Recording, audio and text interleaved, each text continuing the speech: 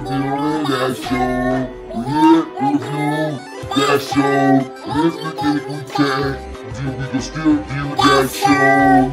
All the people be trying to view like us, but you know they can. It's Marty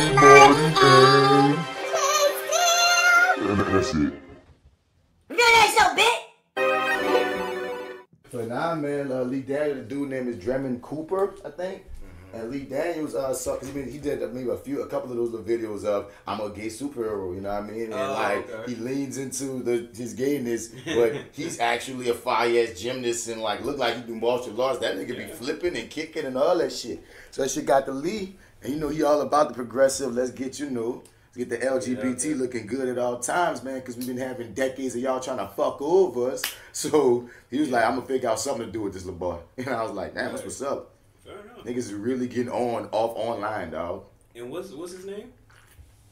I want to say his name is Drummond Cooper. Because cause his name popped up when I had to find that clip. Cause I just kept calling him that gay superhero dude.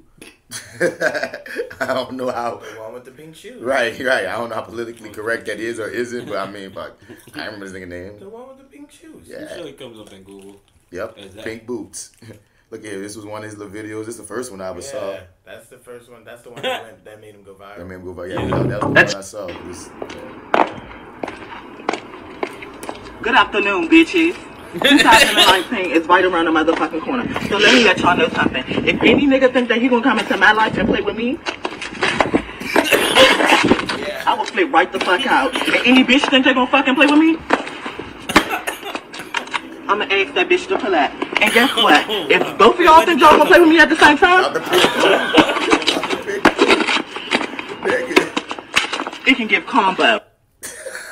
I don't see that again. Combo. I need to go back at least a quarter way. If any nigga think that you gonna come into my life and play with me,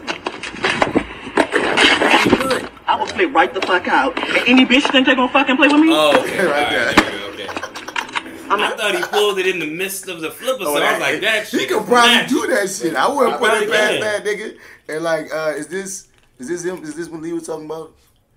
He's some nigga mad. FlyWithBats. Super bitch is coming! Super bitch is coming! Super bitch is coming! Oh! Yes, that's right, y'all. Super bitch is coming. The one, the only Draymond Cooper.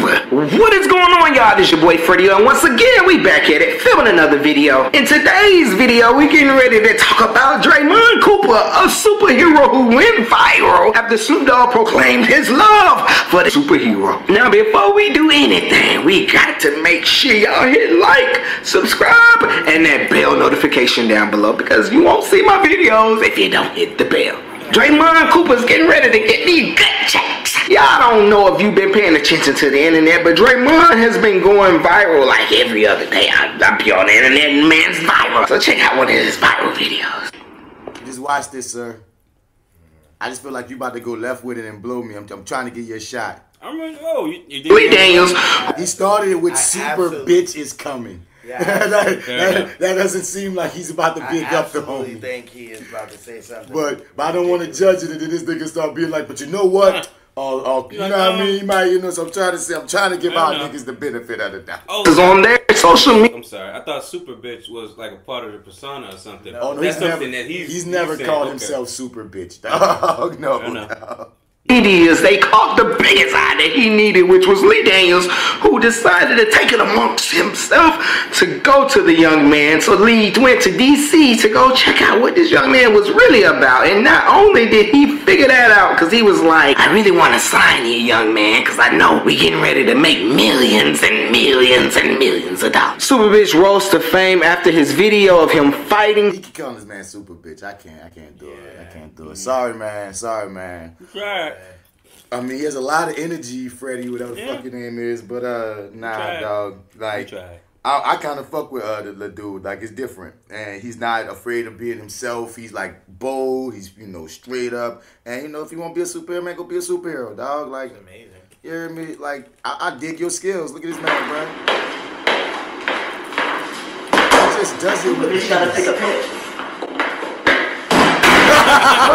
What the fuck is going on, man?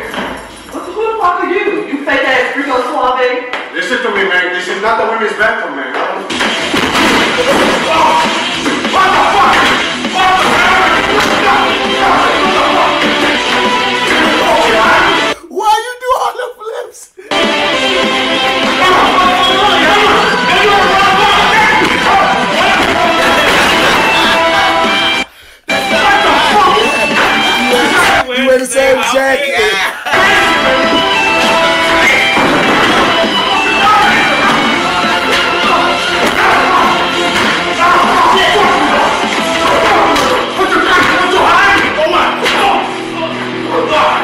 All right, Ledoux, I see you.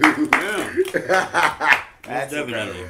Yeah, man, but you know, shouts out to Draymond Cooper. So getting in. So he is in fact working with Lee Daniels on something. I mean, Lee Daniels said that he, wants to work with the cat. I don't know. We don't know what's the behind the scenes, what they got going on, because niggas say a lot of shit. How old is this? How long recent, ago did it man? It's like recent the last couple of last month or two, dog. This is all recent as fuck. Oh, okay. Yeah, it's because I'm current, everybody. Now hold up, I might be wrong. Lee Daniels announces he's making gay superhero film called Super Bitch. Might have been wrong. Maybe he is going. Okay, maybe the nigga wasn't being disrespectful by calling him Super Bitch. In the next 60 seconds, I'm gonna show you exactly how you can get paid $1,000. Hate you ads. Let me show you how you can make $1 million on YouTube. With a silver tight shirt on. This is not nigga ripping. This don't sound very good. Right. My question is, what is going to be this guy's superpower? Yeah, I feel like it's going call him left, Super Bitch soon. Okay, nope. Back to turning you muting you both you motherfuckers. Sigh and hiccups and sighs, man. Welcome to the Reviewing That Show. Yeah, it's that actor guy, Mr. Bats. I've been losing my voice, man. I've been teaching these chilling. I've been podcasting. I've been doing too much, man. And I'm out here. J.Steel's currently sick and shit, so she had to sit this one out. Aww. But on some random, she left a key over here. So at some point, she's She'll gonna be here. knock on the door possibly or something. Or I might have to step out or something. But yeah, she probably sounds just like me right now. Exactly and literally. Fair enough. But yeah, this that actor guy, Mr. Bass in the building, represent your dig. And as always, man, if I'm not here with J.Steel, of course I'm here. I'm the evil Marty, so I gotta be here with the favorite. The favorite host, Marty. Your favorite host, everybody. You know him. Marty Edwards 504 on Instagram, Twitter, and Snap the chat. You want to go to lowrainpictures.com, click on the Your 30 tab where I co-host the show there with, what's his name? Arrogant Observer, because the nigga is listening. It's called Your 30, but it's not 30. That was so cute of you We guys. tried, man. We Yeah, tried. I mean, There's always next week. you know what I mean? Because I'm your nigga, right? You know I'm your nigga, bruh. You know when a nigga about to tell you something you don't want to hear? When a nigga tell you first, you know I'm your nigga, right? I'm just saying, my nigga. I want you to know you my nigga, Because right? you know as soon as But your nigga. motherfucking podcast drop, I'm like, ooh, a new episode of the Yo 90. I can't wait to listen to this motherfucker because I want to hear my niggas. I got shit to do. I just finished editing our most recent episode of the FlyWithBats Podcast. I was like, I'm clear, carefree. I said, let's see where they landed this time. Oh, they landed at 55 minutes and 56 minutes. Yeah. Now I'm like, it's a Your 60 episode.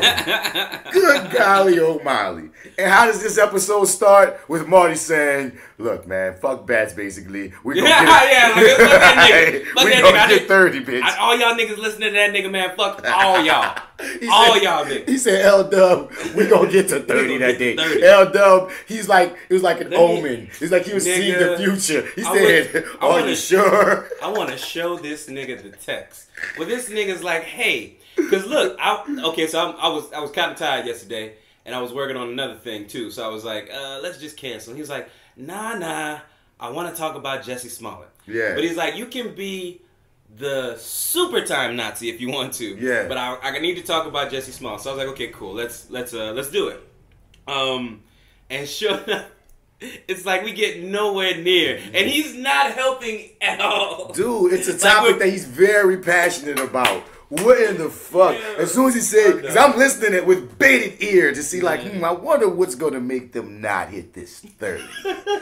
And as soon as he said he was going to talk about Jussie, I'm like, y'all going to talk about Jussie? You going to let L-Dub let loose on some shit that I know pissed him the fuck off like it pissed me the fuck off. Oh yeah. Yeah, because I ain't no way. That's what I'm saying. When I created the FlyWithBats Podcast, dog, I knew I was gonna give myself a time limit. Now over time, I've found a way with the size and different ways to make it be like at least each one of these episodes are 2 hours or less for the most part. Yeah. But like I was like, no, certain shit I'm gonna want to talk about, and I don't want no Nazis trying to hold me back. God damn it. So I know me, dog. I know I'm a ranter, dog. I will rant. Yeah. So no, son. As soon as L-Dub said, Jussie Smollett, let's go. Wow. I already know. Yeah. This is what did it. Yeah, and it's one of those things where it's like that was another time too. I was just like, yeah, no, let's just get this out. Because the thing I realized, man, like I'm tired now, dude, but I fucking love coming here and doing this. But I have a pre-love of the thing. It's like, but when it's me and him, dude, not to say that, no, sorry, okay, I don't want to make this sound like I don't enjoy it. I enjoy it very much, but I find myself, when I'm in the moment, once we've got started, once he's there and we're about to hit record, I'm like, okay, cool, we're right where it's supposed to be. But up until that moment, I'm just kind of like, oh man, I kind of want to go to sleep. Man, or something, you know what I mean? No, that's because because what we're doing right here is our side gig to our main show. You feel me? It's like, you know what I mean? Because like, you can't nerd out with L-Dub in the same way that I can't really nerd out with my partners about some of the shit that we are like. That's why we went to the same nerd school. Right. So that's why I say I want to do this show. Like, let me holler at Marty. I already saw how we was reviewing shit. Yeah. So I was like, this is our side gig to just be like unrequited nerds right fast and just. And then it's the Pothead Potty Mouth Podcast. You dig all the time. So we gonna be getting high, dog. So I know I totally get what you're saying, because with us, we can't. I don't feel comfortable recording unless I made a breakdown or whatever. I need a breakdown. I don't like just going off the hip, pressing record and shit. I want to have a map. It ain't gotta be like, it ain't gotta be about a minute. Like, we're gonna do this. We're gonna be. But I gotta have topics that we're gonna run it on for each thing. So sometimes having to do that is where I run into my wall, because it's like, because I already know with this, most things is. I'm already, well, I guess with the FlyWithBats was the same way. Like, I'm sharing articles on Facebook because I know we're going to talk about them. But some of those articles I haven't even read yet because I know I want to wait until I get on the FlyWithBats anyway.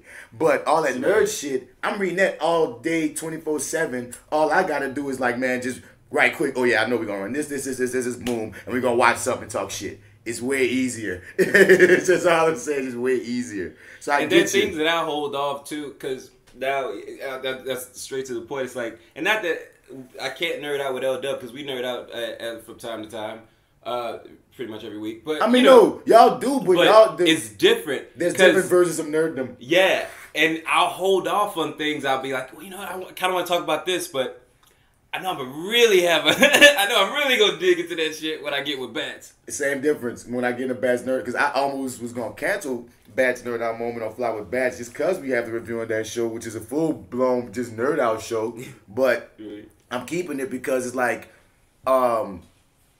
it so far still works because I just specifically be like, wait, this is the type of shit I'll nerd out with D and Joe with, or whatever, and it's easier for them to even talk about. And this is the deep cut shit I already know I'm gonna be running it with Marty and J.Steel with, and and Jay gonna just crack some fucking jokes on us and shit, man. Shouts out to FatGirlNola. She's not in the building, as we said, but you can follow her at @IamJSteel_ and at FatGirlNola. You know when J.Steel's not here? When there's not a pause. Yeah, when there's no pause in the fucking intro because he's trolling me. It's a group thing. It's a group troll. It is a group troll. And they do it every damn time. It's kind of fun. I wonder sometimes how new listeners must feel when I'm like already on one when y'all pausing. And if it's a first listen, they're probably like, why is he tripping? And I'm like, no, new listeners, you don't get it.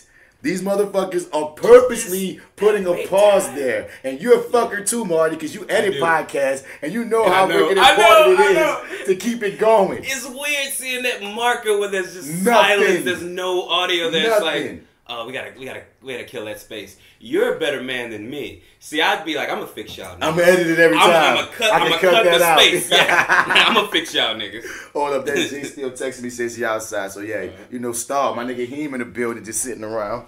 Oh, what's up, you guys? Yeah, this is your boy Rahim Glaspy. You can find me everywhere at _the_great_Glaspy, and go get my album. It's called No More Karaoke. Yeah, baby. No, baby, I got you. Yeah. And I also have a single out right now called The Shade that I'm working. Okay.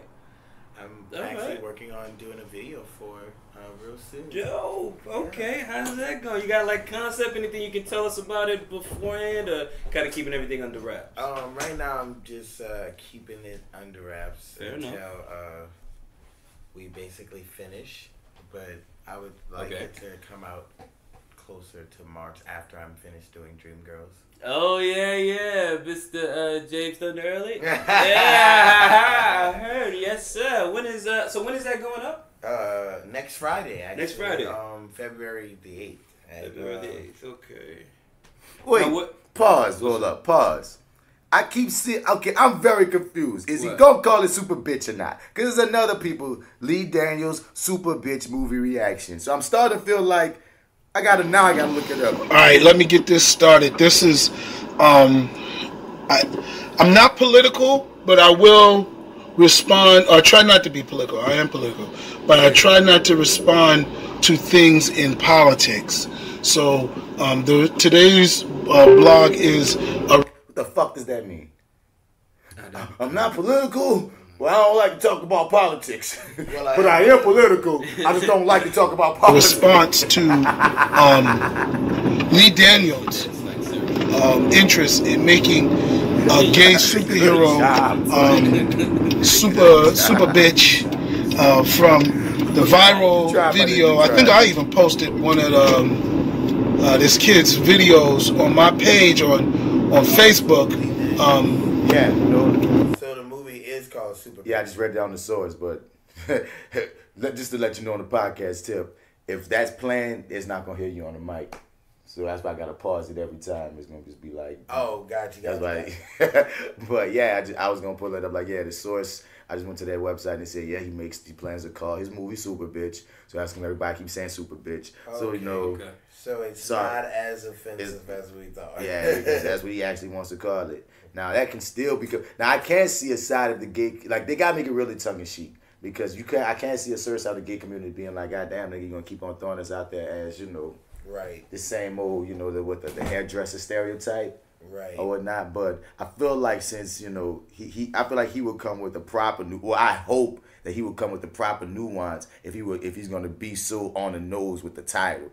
I'm saying I hope. Now nuance ain't what Empire is known for, but or Lee Daniels for that matter. You're right. But, you're right. You're totally unfortunately, right. But, still love Empire. But it might be, if there's a way to play it that is just gonna be funny, like White Chicks or something, versus you know, I stand by, and he gay, right? Yeah. So do your gay thing. That's how I do a lot of things, but like nigga, like. If you black and you do some offensive shit, I'm gonna find it like stupid still, but I'm like, well, at least it was made by black people if it's using black people. If it was like a straight nigga saying I'm about to make a super bitch movie, I'll be looking like, say, dog, why? It's kind of fucked up. Yeah, like why are you doing that? Why are you saying that? You gonna make me doubt your motives. I don't care if your best friend's gay. Yeah, and it was his idea. But I came in here, y'all was talking about the shade. Yeah. Oh yeah. I was saying that. I'm working on a video for that. Okay.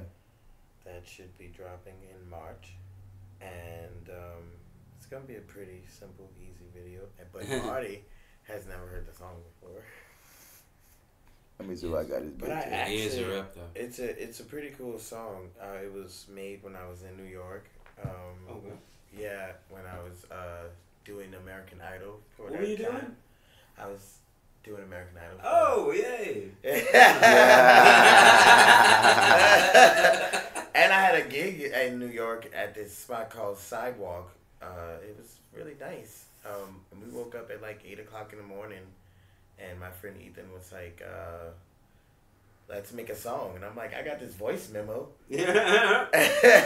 Is Ethan the friend with the guitar? Yeah. Gotcha. We've been cool, man. We've been close for like many years. He was the reason why I went to California for the first time, you know, so it's a lot. But yeah, I was like, yeah, this is dope. Let's put it out. Yeah. And so for my niggas, I'm gonna just say it out here. It's gonna be exclusive on this episode of Reviewing Dat Show about the nigga Rahim. You know he gonna be in American Idols next season as far as like the people. What's he gonna be in? He gonna be in American Idol, but he gonna be one of the people that, you know what I mean, that's going what's I'm trying to say, audition and such. Okay, yeah. You gonna see my nigga Rahim flip out on somebody, and I can't wait to see it. Wait, okay. A moment happened, and that's all we can say because we can't spoil it. I'm trying to get some ratings and some eyes on my dog. Just know. Fair enough. Yeah, no, I'm with that. It's going to be memorable. My nigga going to be memorable. Let's hit this song, man. I haven't watched it in years. Will now. I haven't watched it. Watched it in years? Well, I haven't watched American Idol since Ruben won. Probably the season right after Ruben, if that's 2002. I remember Jennifer Hudson's season. I remember watching the first season because it was the inaugural. When did Fantasia win? She like the third season? She didn't. Oh, she did win. That was one of the early seasons. I remember seeing her win too. I remember seeing her, and that's the last thing I remember. I think she was. She was the second. It was like Kelly Clarkson. I think then Ruben, then her. Oh, it had to be. Yeah, she had to be third. Then that's what it was. That's when I stopped. Did Ruben win? Yeah. He beat Clay Aiken. He beat Clay Aiken, who wound up being more popular than him in the end. Like a lot of what happens to most of the American Idols is their runner-ups end up eclipsing them. It's trippy. Yeah. Yeah. Hey! Hey! Hey! Hey! Hey!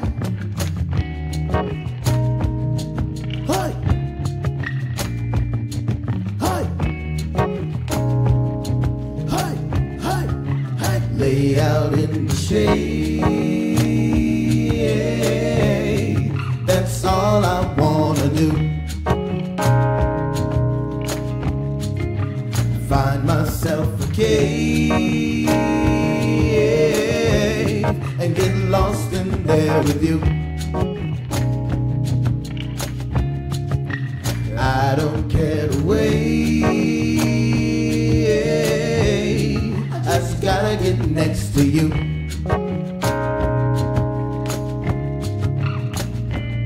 I gotta find myself in times of worry. There's no rush, no need to hurry. One day you're all gonna tell my story. That's the day I've gone on to glory. Lay out in the shade. That's all I wanna do. Find myself a cave and get lost in there with you. I don't care to wait. I just gotta get next to you. Let us find a place and do what we gotta do.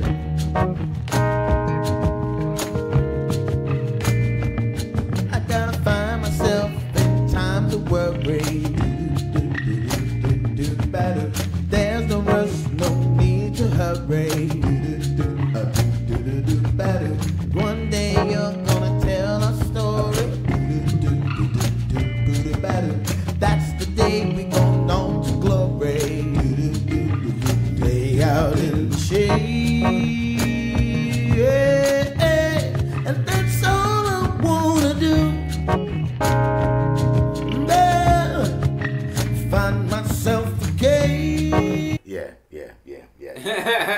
Where can they go find that at? That single, my dude? Yeah. Oh, everywhere. It's available on Spotify and iTunes and Apple Music and Tidal and Google Play and I think as of last week, Pandora. All right. The great Glaspy, Rahim Glaspy. Yeah, like I said, when I start this Act on My Black podcast, that's gonna be the intro and outro, son. So there you go. Let's do that. But yeah, man, let's get into the show proper, man. We've been talking enough shit. Yeah, man. Little lightweight news. You dig? Before I get the gloat through this Black Lightning episode review that we're gonna do later in the main event. You feel me? But you get to be Nostradamus once again. Okay. It's hard. Sometimes it's hard being the king. It's hard. It's yeah, hard I mean it's heavy. Heavy is the head. Heavy is the head, man. Yeah. And it feel good. The head's always good. But CBS is apparently making a Frankenstein cop drama. And that just sounds weird. absolutely weird. Slightly intriguing, though. It does sound intriguing, but I would never put Frankenstein's monster with cop drama. Aside from that one, does anybody remember this one fucking movie? It came out like it was a TV movie with all the monsters, and it had like, fuck man, I remember I loved it. You probably ain't gonna remember because you younger than me. Because I was young. I'm trying to think, but I think it came on like. I probably saw the rerun. I don't think he ever even made a rerun. I saw this movie one time. It was straight to freaking TV movie. And I only remember images. I remember they had all those monsters in it, like Frankenstein and Dracula and all of them in there. But it was like a cop type deal. They was like really in New York and shit. And like they found like realistic ways to show each one of these monsters in this this made for TV ass movie. And I remember as a kid, dog, like, you know what I mean? Like I always say on this podcast, I'm a fan of like almost all lore. You heard me? So when you get into the monster lore, I'm interested into the classic monster lore too. So, you know, I love adaptations. And, you know, seeing how you flip shit. That's why I say this makes this intriguing to me, because if you flip it right, I'll give it a slice shot. I never watched that, because I didn't even understand how they were doing that. The Headless Horseman show, what they call it? Sleepy Hollow. Sleepy Hollow. You ever seen that? How they adapt and how did they even do, you know? Yeah, I watched the first season, maybe a little bit of the second. What they did. TV show Sleepy Hollow? Yeah. Yeah. I never gave it a shot. Because I'm like, but once again, you're taking the Headless Horseman lore. I'm just being honest. No, because my favorite movie, my favorite Sleepy Hollow movie, of course, is the one with Johnny Depp. Yeah. I'm just okay on seeing anything else. But dude, and I'm always gonna have a special place in my heart for the animated one that they would play like every Halloween on like Disney and shit. The Disney the cartoon joint. I just got a special place in my heart for that too. So, but like I don't know, like those trailers didn't give me an interest, but I still have a slight question of how do they incorporate Ichabod and the Headless Horseman in these modern times? That's the one hook that always gonna have me like, I'll give it an episode. So he's connected to the Headless Horseman in some way, and to not, I guess, try not to spoil it. He's sort of encased in something, I think. I kind of also have like vague memories of it. I didn't retain a lot of it once I stopped watching. Also, it sucks. It's that's what I heard. I'm good. Fair enough. I'm just being honest. That's what I heard. You know what? And I remember. That's why I didn't give it a shot. Because shows that you should watch, people talk about. Yeah. Nobody talked about Sleepy Hollow. I read once that it got good later in the series. Like it got good. Well, like the season 2 or 3, like one of those seasons got like people talk about online. Mm-hmm. Well, I mean, there's one point where I just kind of checked out, man. I was just like, I can't keep up with it week to week, and it's all over the place. They couldn't find a decent time slot for it if you're trying to watch it week to week. That was my nuts, so trying to watch it week to week. Yeah. And just couldn't keep up with it, and I didn't want to do I didn't have the, Hulu. I didn't have Hulu, I guess, or it wasn't what it was, and I just didn't use it.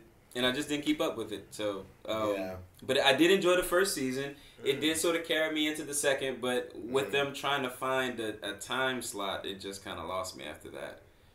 But, Well, like about this, it works. I mean, it's working for some people. Is it still on? No, I think it got canceled actually. Oh well, there it goes. I had a crush on the chick who's the black lead chick. Character. Yeah, the black chick. Did they cut her at some point? Did they? I remember that was some story. They cut some actor from Sleepy Hollow and people were mad. I don't Orlando know who Jones, I think it's who it Oh, was. okay. I didn't know he was on there. Yeah, he was actually pretty good. Word. Yeah. Okay. I mean, he's hit or miss for me. Like, yeah, I know. I like when he plays serious though. Like him, dramatic works more for me than his comedy. Yeah. Like, he had to find a nice blend, I thought. He found his pocket here, I thought. Word. Well, they say a classic monster is joining CBS's assortment of crime-fighting procedurals. That's going to be freaking CSI Frankenstein, bitch. The series will find Frankenstein's monster solving crime. Wait. The series will find Frankenstein's monster solving crimes as a homicide detective. I don't want to see that. Sherlock Frankenstein. Oh my God. They making Sherlock Frankenstein. Sherlock Frankenstein. According to the log line, the show's version of the monster is mysteriously brought back to life after being killed in the line of duty. But as he resumes his old life and he and his wife realize he isn't the same person he used to be, they zero in on the strange man behind his resurrection, Dr. Victor Frankenstein. Time will tell, because for the longest it just sounded like you're just a zombie nigga. Time will tell if the character's wife will sport the bride of Frankenstein's iconic hairdo. These people wrote this is funny. As ridiculous as the premise sounds, EW knows that Fox produced it. Okay, nigga. I was like, where's the perfect moment? You know, I'm just going to go for it. And that was not the time to just go for it. I don't always make the right decision. They're not always winners. I'm not going to lie. Knows that Fox produced a similar series called Second Chance in 2016. Though only loosely inspired by Shelley's tale, the series depicted a murdered 75-year-old sheriff brought back to life in the body of a younger man. Robert Kaczynski headlined that series, which aired only for one season consisting of 11 episodes. That went out with a bloop. Bloop, bloop. I guess, dog. I was more curious with just the headline. Yeah. Reading about it. Yep. Has killed all that interest. Murdered it. And it already lost points by being a CBS story. Yep. You know, just kind of like I don't quite trust them with this necessarily. Like they maybe can do a CSI or a Jag. I don't like they do things great. It's just I don't know if I trust them with this. I was just hoping that it was like some situation maybe with like Frankenstein's monster is on the loose and they gotta try and catch this nigga, and you know, I took it as that's how you took it. Like Frankenstein was gonna be like the villain, but like Lex Luthor. Okay. But I know CBS don't make those kind of shows. But I'm saying if you're gonna go in Frankenstein lore, I don't want to see him be a fucking detective. What's the point? Like, what's the fucking point? Why even really you just only using Frankenstein's name to get attention? Yeah. Otherwise, it's just freaking really what's her name? iZombie just on CBS with a dude. Yeah. This is probably not as charming as iZombie. I've never seen iZombie, but I hear it's really fucking cute. Yeah, I hear it too. So what show? This nigga in and out the phone. He jumped back in. What you guys talking about? Busy man. What's going on? Sorry, I'm not hating. No, I'm not hating on you because there's a lot going on with you today that we can't speak on. But I'm laughing at how you pop back in. What show? Is that what you mean? iZombie. But we're talking about how like this sounds goofy to be a cop show with Frankenstein being Sherlock. Pretty, Nah. Yeah. We good. Wesley Snipes talks possible Blade return. No. At Stan Lee tribute. No, you're old. Let somebody young play that role. Wow. Thank you, Wesley. We appreciate all three of those other Blade movies. I appreciate the first two. Just the first two. I know. I appreciate all three. I appreciate all three as well. I appreciate all three. Yeah. I appreciate Ryan Reynolds in the third one. I do. That's why I appreciate all three. Yeah. And I appreciate being able to look at old girl. What's her name? Jessica Biel. Jessica Biel, boy, her booty. But anyway. Yep. See, that's and Triple H was in the third one. He can't act, my nigga. That's my dog. He is in the third one. But it was just cool to see Triple H. I'm a vampire! And then we get to see, what's his name from Tomorrow, Legends of Tomorrow, Rory, be terrible. I mean, awful. He was Dracula. Rory was Dracula. He was right. terrible. That's when he was young. Yeah. Yeah, the movie's terrible. I don't know what the fuck y'all talking about. No. Only Ryan Reynolds is good at that. Yes. It's pre-Deadpool. No. Yes, no. There's just a couple of things that you might like. Well, no. Still Wesley. appreciation. No, Wesley. What he's saying here? No, Wesley. I'm with you. I think somebody got to give Trevante Rhodes something. If we ain't gonna give him Green Lantern, I wouldn't mind seeing Trevante be Blade. It's either him or that dude from Insecure. Or Eldridge Hodge from Underground. He'll be a good Blade. Yeah, he would be a great one. Oh, you gotta look for it at least. I don't know. I'm not. To be creative. Yeah? All your creativity is never wasted. Be more creative. Have no fear in being creative. Sooner or later, they're gonna find out that you're great. You're wonderful. Sooner or later. And what's your favorite Stan Lee cameo? Oh, favorite Stan Lee cameo. Oh, that's a good one. Oh man, I've seen the one he did make in Blade, and you know you didn't see none of the other Marvel movies. That's why you're trying to play it off right now. so many. I gotta come back to you on that one. Okay, cycle back. Let me know, because there's a lot of good stuff. The one he did in Blade. Wow, silly me. There it is. That makes sense. For China, will we see you play Blade again? Hey, Daywalker Click, baby. Yeah. Yeah, man. Apparently, he said before that he had met with Marvel to talk about some stuff. But I'm with you, Heem. I have no interest in seeing Wesley Snipes take on a new Blade franchise, because you know the way Marvel Cinematic Universe works now, they're planning long term. You know what I'm saying? And aside from the fact that you're a vampire, so you can't be looking too old unless we're gonna blame it on your human side. I would rather a whole fresh take. Blade was never in the MCU. You know what I mean? I mean, his Blade was never in the MCU. That's correct. I don't. Here's the thing. I like Wesley. So I think he should be the new Whistler. And that'd be some meta shit. Okay, that'd be cool. That'd be some meta shit. We all know he played Blade before, but in this universe, he's Whistler. And there's a new cat playing Blade. Some people say, make it Blade son. No, fuck that. No Blade son. New nigga Blade. Wesley could be in the movie. Yeah. Train this nigga, and your brain, when you watching it, your brain gonna think, oh, it's old Blade training new Blade. Yeah, it's so meta. Bruh. Yeah. That's the way to do it. It's so meta. Nostradamus. Yes, that's the one. Nostradamus has spoke again. He struck again. That's what's gonna happen. That's why they're talking to him. He's gonna be training the new Blade, but he won't be called Blade. Watch. Yeah. What you about to say, little nigga?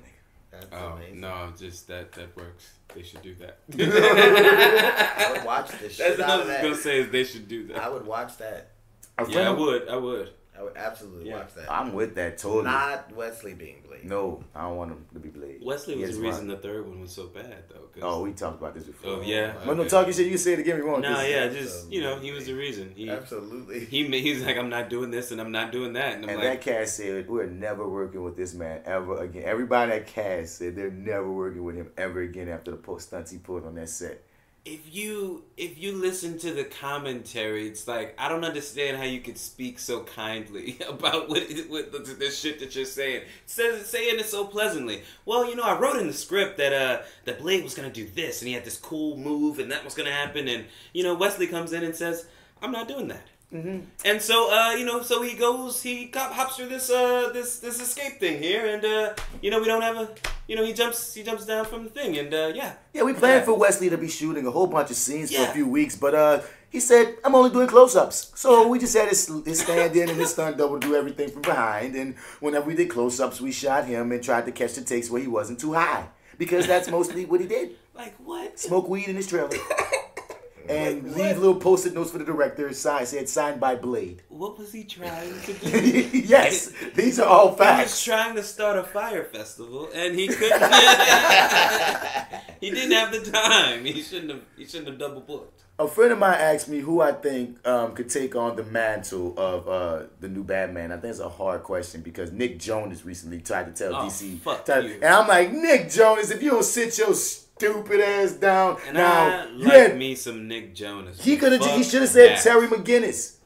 I would have tolerated him saying Terry McGinnis.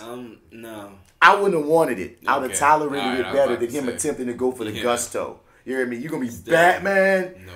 You know what I mean? You could have said, like, I want to be Tim Drake or something. You know what I mean? But you're going to be Batman, dog. We don't even have a direction in where they're going with this Batman, right? Like, he's potentially too young, right? No, we don't know. I think we talked on the last episode, but it was very high. We was talking about how Matt Reeves is breaking down. He's doing it's a young Batman story, but it's going to be straight noir detective style. Oh, right. Yeah, it's going to be a bunch of his villains. It's not going to be one villain. It's going to be a rogues gallery. But either way it goes, Nick Jonas don't got the look of Batman at all, the presence at all. Nigga, you could play Bruce Wayne when he went to high school as in a flashback in the film somewhere. I don't know.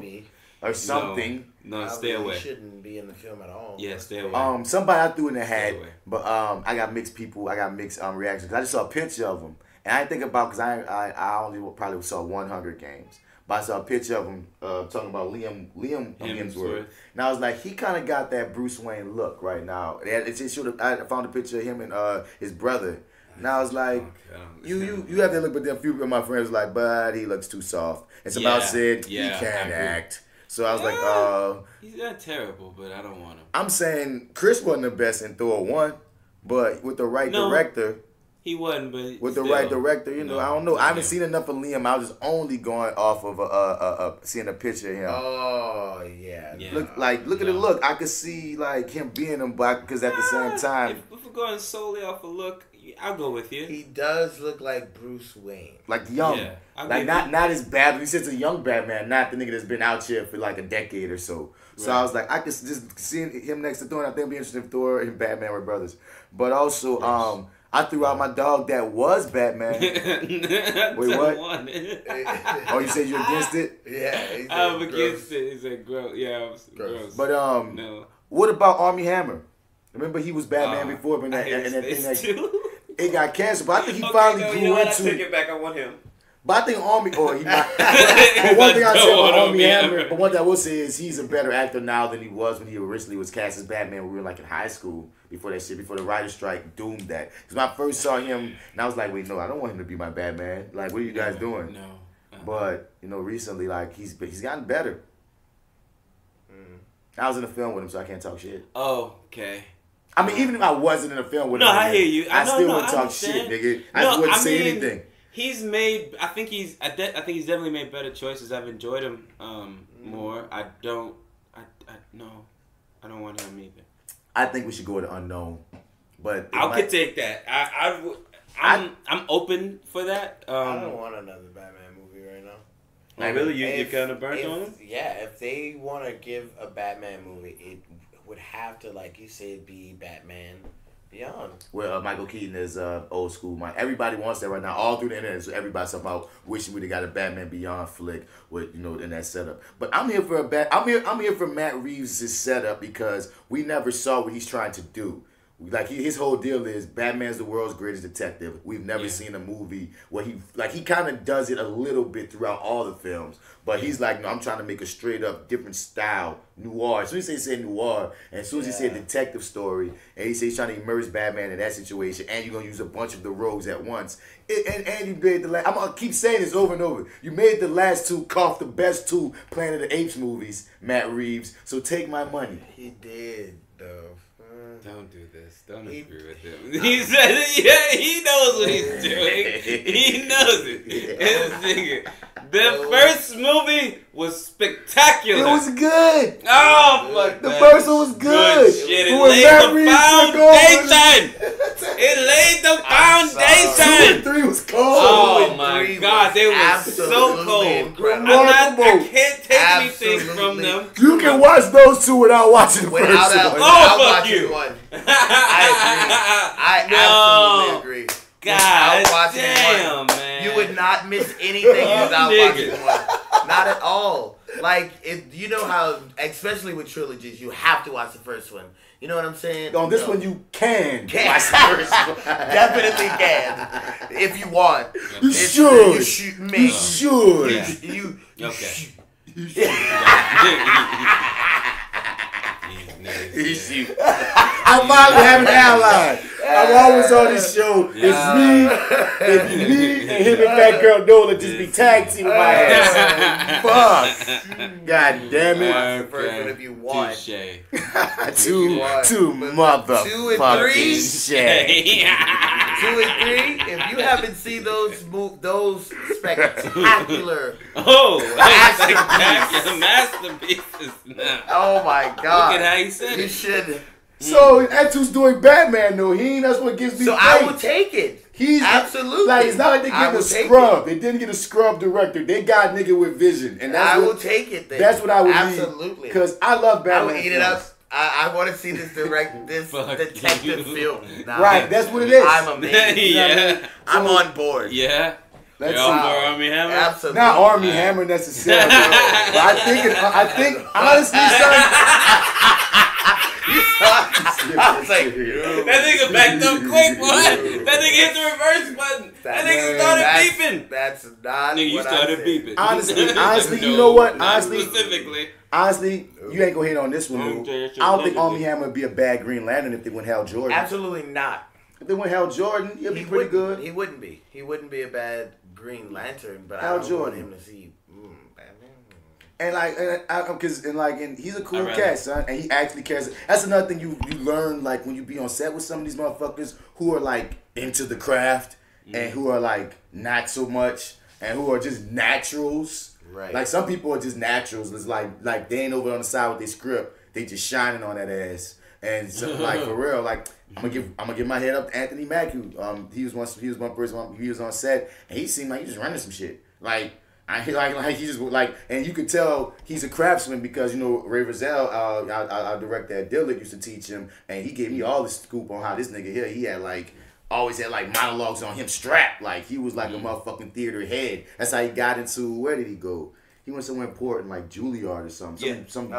Yeah. And nigga, they had him do like 7 back-to-back monologues, nigga, and all different. And he just numb that shit up. So it was like, I'm not gonna say he's not a craftsman, but he a cat that I've been working with, thinking like, damn son, like you just swagging. Like you come on set swagging. I've been on set. I can't name names of people who fucked up, but some people dropping lines and shit. I'm like, bitch, you getting paid millions. How the fuck is you dropping lines right now, nigga? What? You hear me? But they're stars, so they get to be a little bit more comfortable because it's not like you gonna cut them. You gonna cut. This is not real, but Matthew McConaughey, you gonna cut George Clooney? No, the fuck you're not. You gonna let them fuck up them lines. You gonna give them as many takes as they need, and you gonna get niggas like me to make sure I only get 1 or 2 takes because you used all that time on that motherfucker. Now listen, he's not. Listen. James is high today. All right, so you're only gonna get 2. You're only gonna get 2 takes today, okay? So get them right. All right. And even a big moment, kid. You want to be a star, don't you?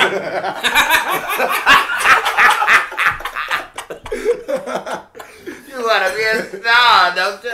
Oh my God. Oh. Kathy Bates, I'm always say was amazing to work with. You got me thinking about certain people. Oh my God. Like she's the first person I've ever worked with on the set. She just seemed and she just made it easy. Especially after she saw I was trained. That was her thing. Like she saw me like we was practicing and she was like, whoa. You're trained, aren't you? And I was like, yeah, you know, went to school for this. She was like, I can tell. We're going to have some fun. And like from that point on, like, she treated me like a peer the entire time. It was she never talked down to a nigga. There's one point where like they got stuck because there was, in her costume, she couldn't do this one move that was written in the script for her to do. And the director and her, people were stumped on how to shoot something to work. And she's like, Martin, what you think? Like, and I'm sitting there, my first time on the set. You remember, I'm here with the legendary Kathy Bates. And this y'all motherfuckers asking me my opinion on how we should change something in the script. The fuck? Now, I don't have a superhero ending that I just came through with the idea. No, I didn't. But the fact that she respected a nigga like that was like some real nigga shit, bro. No, for real. Good sure. But what you about to say? Say, boy. Yeah, son, you already said the fact that she even asked you your opinion. Mm-hmm. I would have been like, me? Nigga. Inside. Me? I think. Take whatever Kathy thinks is the best way to go. I think what Kathy thinks.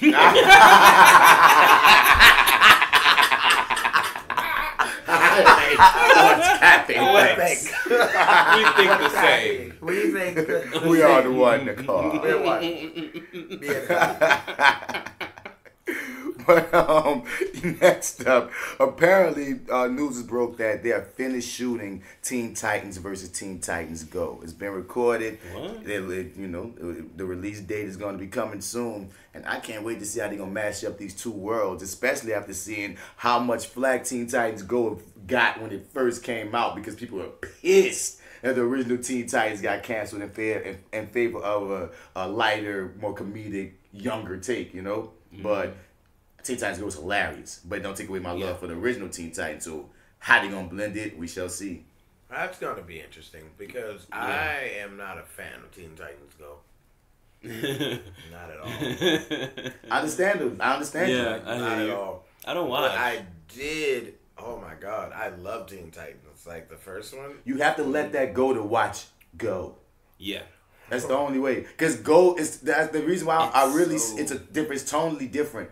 In Go, they barely even go and fight anyone. It's a complete comedy. Like it's almost like going in like what I watch, not to do that shit. Oh, Bratman the Brave and the Bold. I remember the first time I watched that movie, that cartoon, I was like, I don't watch this shit because I wanted another Batman the Animated Series. I wanted another series take on my nigga. And The Brave and the Bold, I had to click on like, oh, this is a comedy. Wait, this shit kind of funny. And it just sucked me in after that. I'm not trying to talk you into Teen Titans Go. I'm just saying that I was with him. I was with you. I had nah, you took away my Teen Titans. Fuck you. Yeah, that's kind of where I've been on that. I gave, like, no lie, my brother watches it, so I gave it a shot a couple of times. And it did make me chuckle in a few places. But then I was like, I feel like I'm a traitor watching this bullshit. But it's made by the same people. It even has the same voice cast. I know, and I still felt like a traitor. I'm like, this is wrong. This isn't what I remember. Where is the seriousness? Where are the beatings? I want to see somebody get punched in the face. Man, look. I mean, they do that kind. Nah, Teen Titans was comedy. I mean, like, when I say it's rare that they actually go do something for real, it's rare. So I take it you didn't see the movie. Did you see Teen Titans Go to the movies? No, I didn't. Okay, you don't watch Teen Titans Go anyway. You still probably appreciate that movie though. Yeah, I had them make the actual Teen Titans, the favorites, make an appearance, a cameo, of some sort. Cameo in the post credits. Post credits cameo, and that was the first illusion that was gonna get the verses now. Okay. Because this is not even a spoiler since you already know. Basically, at that post credits, it was like some cameras cutting on like from another dimension. Like, hey, you guys, you out there? Anyone out there? And then you see the whole original artwork and the whole original squad like, we're coming. You hear me? And then they go off and shit. It was after the movie. Oh, Because that makes me want to watch it now. I'm just saying, like, Teen Titans Go and Batman and Brave and the Bold are both send-offs. That one either. They're both, but there's like, in order to enjoy them, you have to be fans of the series versions because they make fun of the series versions of themselves all the time. Teen Titans Go even had a whole motherfucking episode. Really, they poke fun at themselves a lot. But they've had a whole freaking episode where the original Teen Titans, they saw the version of themselves as the original Teen Titans. It was tripped the fuck out. Like, that's us? You're making me want to go watch it. Bruh, I'm going to find that one little segment. And just go, is that shit trippy? Teen Titans Go.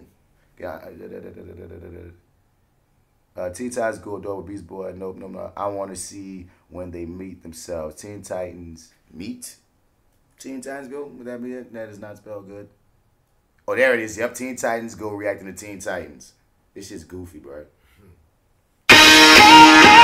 Yay, pop-ups. Thank you. Pop-ups are great. You gotta love a fucking pop-up. We're not gonna buy that shit. Nope. And I have the perfect show for you to watch. Enjoy! Wait, that's us. That's my jam! D-I-D-A-N-S, We're in a show? No, you are a show. What are you talking about, you corrupt couch potato?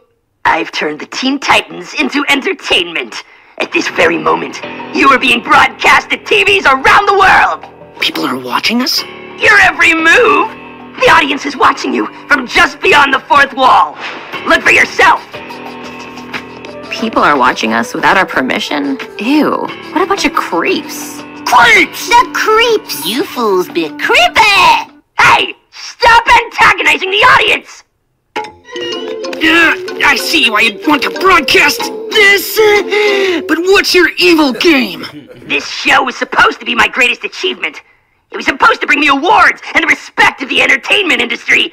Instead, everyone thinks it's garbage! Why would anyone dislike us? Oh, I don't know. Dookie jokes! We don't just do dookie jokes. Yeah, we do 2 jokes too, yo! Your sense of humor is so lowbrow! Yeah! Lowbrow! You've encapsulated us so well! And then there's your acting. If you can call incessant screaming acting!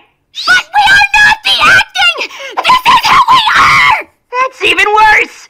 And finally, the audience hates how you look! Impossible! I'm talking about the animation quality. Look for yourself. Oh, I'm so sorry you didn't get any precious golden statues or industry accolades, but we don't care! But you will. Because if this show doesn't get better soon, I will reboot you all! You're bluffing! Oh, yeah? I've rebooted the Teen Titans once before. Look upon your previous incarnation! That looks like us, but better! These Teen Titans were about character development, drama, and heart! I used to be so much cooler. The sun changes from darkness to light. Shh, I want to watch.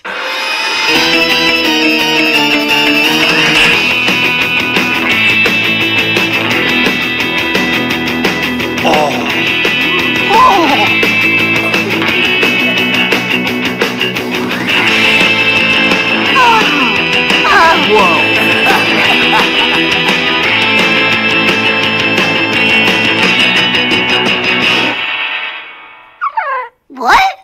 That's how it ends? And there is no sixth season to resolve the plots hanging from the cliff? You ended that show? You monster. Sorry. They do shit like that on, like I said, both of the shows, dog. And like as a Batman fan, when I'm watching Brave and the Bold and they do that, I'm like, y'all niggas dumb. They stay making fun of the lore, but they keep it entertaining, son. So you know, good. I'm giving y'all like just check it out, give it a new look. You gotta let the other one go. Bob DC Universe, you can watch the other one whenever you want.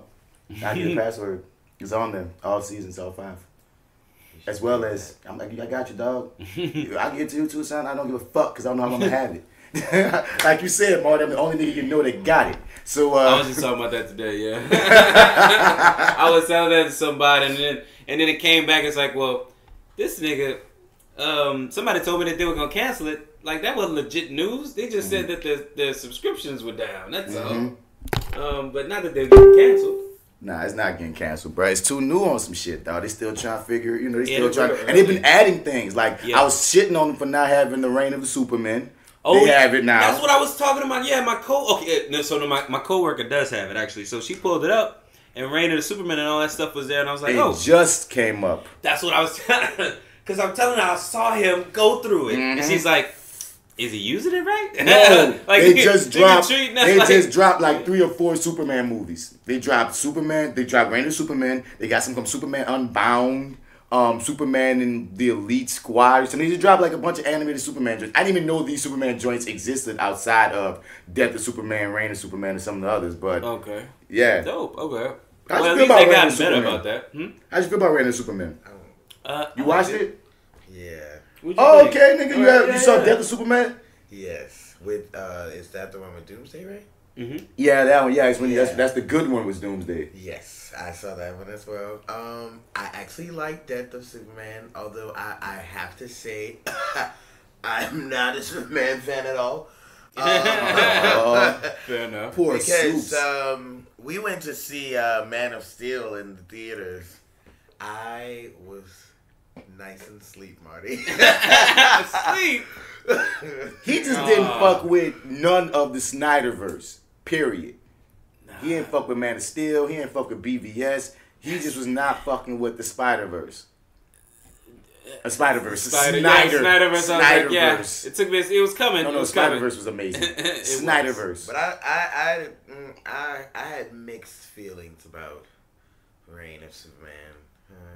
It was cool for what it was, I guess. What? Shade. Okay. Yeah, just a bit. Just a bit for what it was. Laid out in the shade. And I'll leave it there. But I did like Death of Superman a lot. Yeah. What about you, Marty? How you felt about that 1-2 of them two? I actually enjoyed it. Me Yeah, I dug it. It worked. It worked for me. I'm trying to think.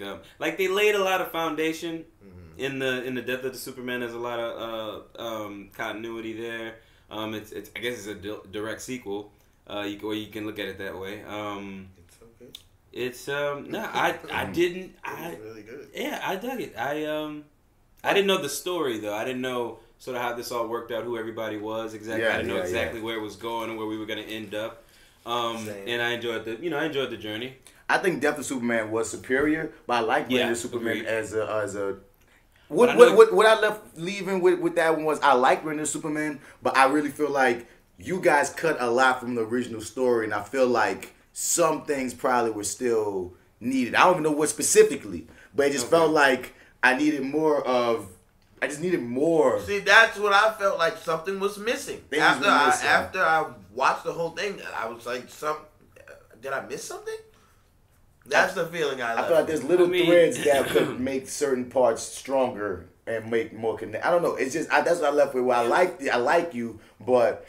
And you know, and I guess with everything, there are moments. It's just like the thing that sticks out in my head, and I don't know. I had something in my head when I was watching it that I maybe wanted to mention that's not coming up. But the moment that just keeps playing over in my head is when Lex takes Superboy down to kill him, and then at the last minute changes his mind. It's just like, you know what? Never mind. You're right.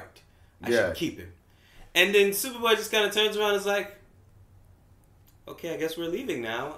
You know, and the thing is, there's a way that you could have played that. There's so many threads that I thought you could just play that a little better. Another thing, like the Eradicator Superman in the comics, that nigga American motherfuckers, like he really fucking people up. You know what I'm saying? And I felt like he becomes a threat. That's why in the comics, when you find out what he is and being the motherfucker really just trying to protect, you know, Superman while he gets himself together, you like, damn, nigga, you had me scared of you. I didn't know you was on our side, bitch. I'm fucking them up. You know what I'm saying? So, like, I can look at you the same way. I feel like there's just certain things that if they just, you know, like, I don't care, make the movie 2 hours, it's animated, we'll sit there, get high and watch this shit. Yeah, will. Don't be afraid of that. Yeah, make it long. BVS is 2 hours and 50 minutes when you add all the big one. You know what I mean? And niggas sold that and bought that and watched that. Lord of the Rings, 3 fucking hours. People will sit here and watch good shit if it's long. Yeah, true. Lord of the Rings. Yeah. Okay, you don't like Lord of the Rings. But I'm saying... You like Lord of the Rings?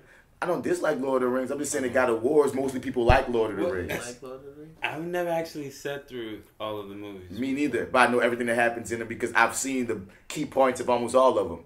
I just got to sit with it, but it's so long. My cousin was an a huge fan of it, of the Lord of the Rings movies, so I've seen them all. And are they... No, you can't ask him. He's a Harry Potter fan. I'm a Harry Potter fan. No, but what I'm saying is he grew up in a time where it was Harry Potter versus Lord of the Rings. Yes. And if you was a Harry Potter fan, you already had a bias saying fuck Lord of the Rings. Yes. And if you was a Lord of the Rings fan, you already had a bias saying fuck Harry Potter. I remember that time.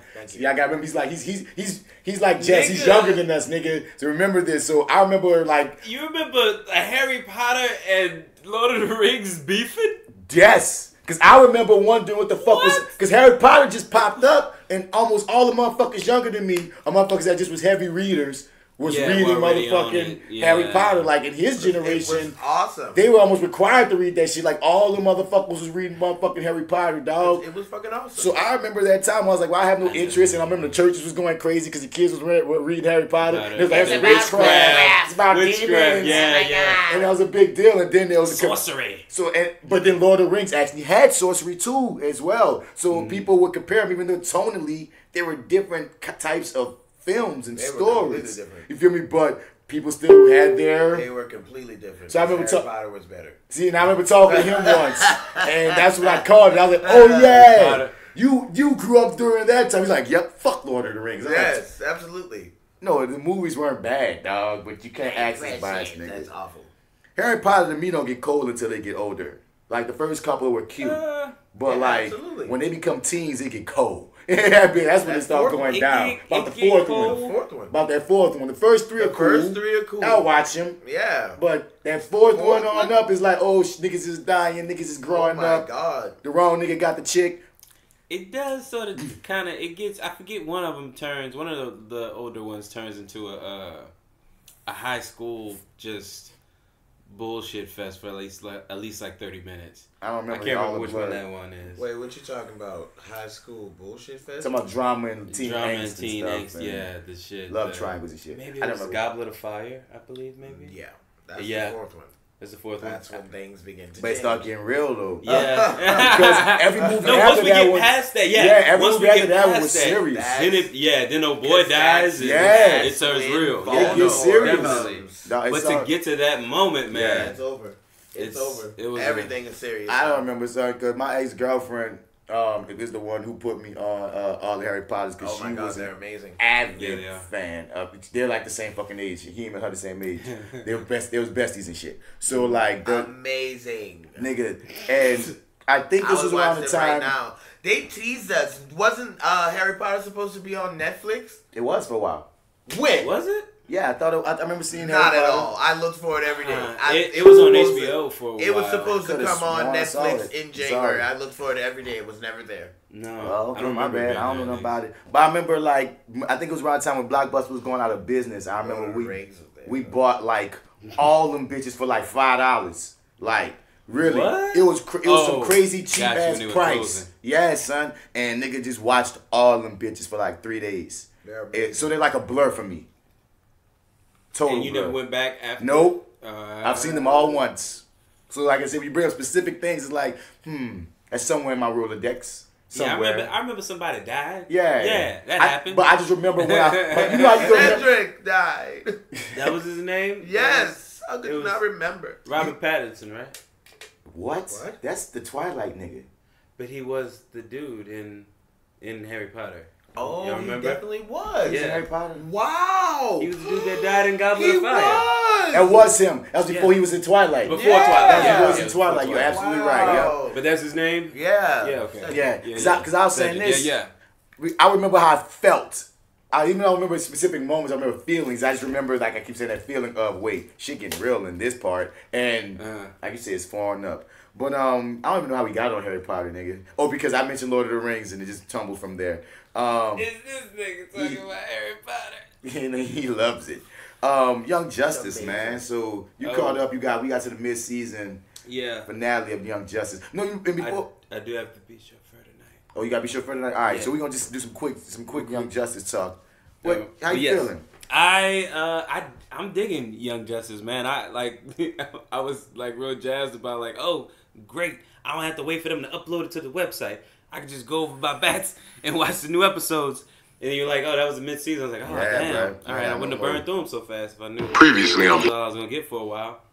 But I dug it. I'm remembering specifically the moment I think we were with Beast Boy, and we sort of go into the Teen Titans Go animation when he's like, I don't know, I think he's under something. Episode. Wasn't it, dude? I love that moment, man. And then like it's like, hey everybody, don't forget about Doom Patrol, Doom Patrol, Doom Patrol. And this episode for him, who over there looking at us like, what are they talking about? Whatever. It's like there's these this show is so beautiful because they use the lore in a fire way. They got Granny Goodness from motherfucking Apocalypse, man. That's one of those characters that's with Darkseid and shit, and they got her up in here as a human, but she got these goggles that's like controlling niggas that's metas to go like to a certain spot and be like slaves for them because they doing meta trading like goddamn like literal slaves and shit. If you got powers, come to us. And Beast Boy get the goggles and they start taking over his brain, and when they try to take over his brain, dog, they tell his whole origin,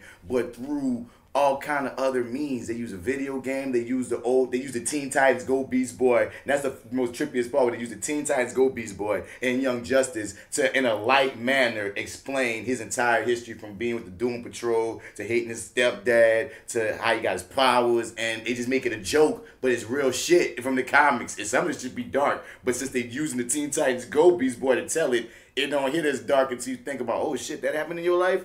So yeah, that whole episode was like. That was raw, like, because that was a slick way to give you history and background and backstory without feeling like, oh, your exposition. Yeah, and I like the new additions to the characters. Big fan of Forager and Cyborg, which I called. Oh, you did call. Yeah, that's gonna be the theme of that in this episode. Yeah, I called it. I'm digging Geoforce. Yep. And his sister's old girl from Teen Titans, the original, who's in the Slade's Terror. That's his. Oh, really? Because at the end of the episode, who does she text? Slade, and she says, "I'm in." It's the same Teen Titans. They doing the same. They doing that storyline because that's from the freaking comics and it was legit. Right. But the Teen Titans show, did it perfectly, you know what I mean, with her being Slade's mole, but, Beast Boy fell in love with her, and she had to die. That whole storyline, of course, Young Justice is going to do it their own way, but that's that character. Yeah, okay. So that's going to be interesting how they play that out. Yeah, okay. Well, yeah, no, I'm really into all of them, actually. And what do we call Halo.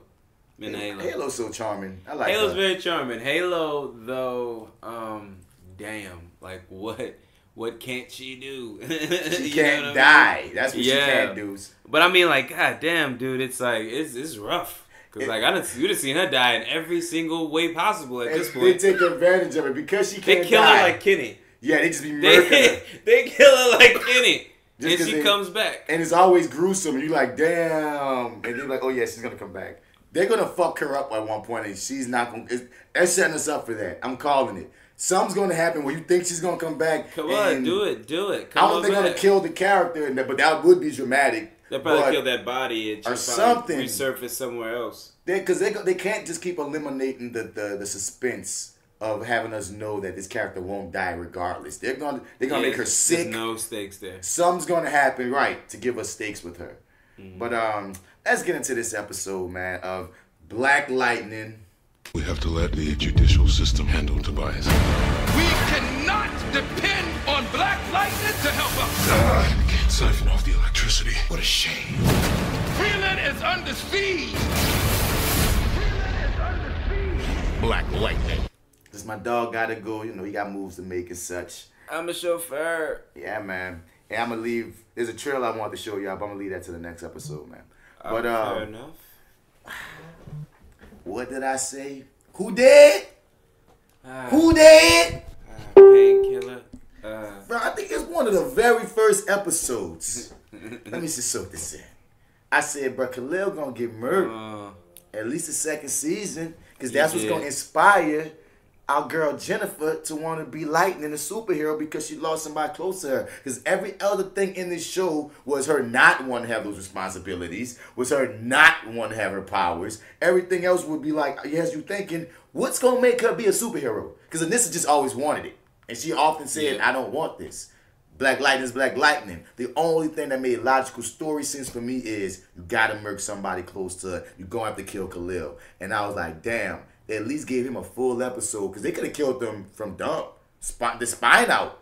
When Tobias took the spine out. Yeah, I'm surprised they let him. They lingered it on so long. I think they fucked with the actor and they just wanted to give him a legit send off. Yeah. Yeah. Agreed. Yeah. I can see that. It was. Yeah. I don't know. We lost. He might actually our only loss in this episode too. We lost Reverend Clifton Powell. Wait, he's officially dead or is he sick? They say he got complications. I think he's still technically alive. Oh, do you think he's alive? I could have sworn he had a heart attack and there's a memorial for him, but I don't know if he's dead. I'm not sure. I'm just saying I'm not sure. Okay. Because that was slick how old girl Cutter got him with the handkerchief poison. Right. The church actually looks like a church in this episode, which tripped me out. It's all bright and shit. Usually it's all dark and red. And I was like, why is it so fucking red in here? This actually looks like a church scene for once. I know. We rarely see it in the daytime, though. But I wouldn't be surprised if he's dead, given the fact that they gave him like 4 minutes, 5 minutes of the first half of the episode to just basically be the voice of God while we see what all these characters are going through. Yeah.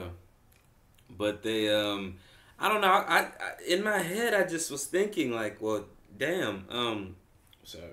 We're gonna keep Khalil around, but we're gonna sort of draw it out. They have the technology, or they left the spine, but it's like there was clearly only one doctor on planet Earth who could do it, and he's gone. I enjoyed that off the grid. All throughout this episode, they cut every possible way they could have saved his life. Yeah. That was very smart writing to me. They're like, Lynn at one point said, man, can you get the implant back in? That doctor like, man, I have no clue what kind of technology. And remember, Tobias had that magic shit too. That's basically, she was like a word away from calling it magic. But she was like, I don't know what kind of technology they had to make that thing. We don't even know anything about that. That's cut. You know what I mean? Jen had her mom see if she could put him in a pod. Mom, boy, Lynn came through swinging that dick like, look, we going to save this boy. We going to put him in a pod. Then they find out his his molecules ain't stable enough for them to put him in the pot. Like every type of way they thought they was gonna save this nigga. And I was like,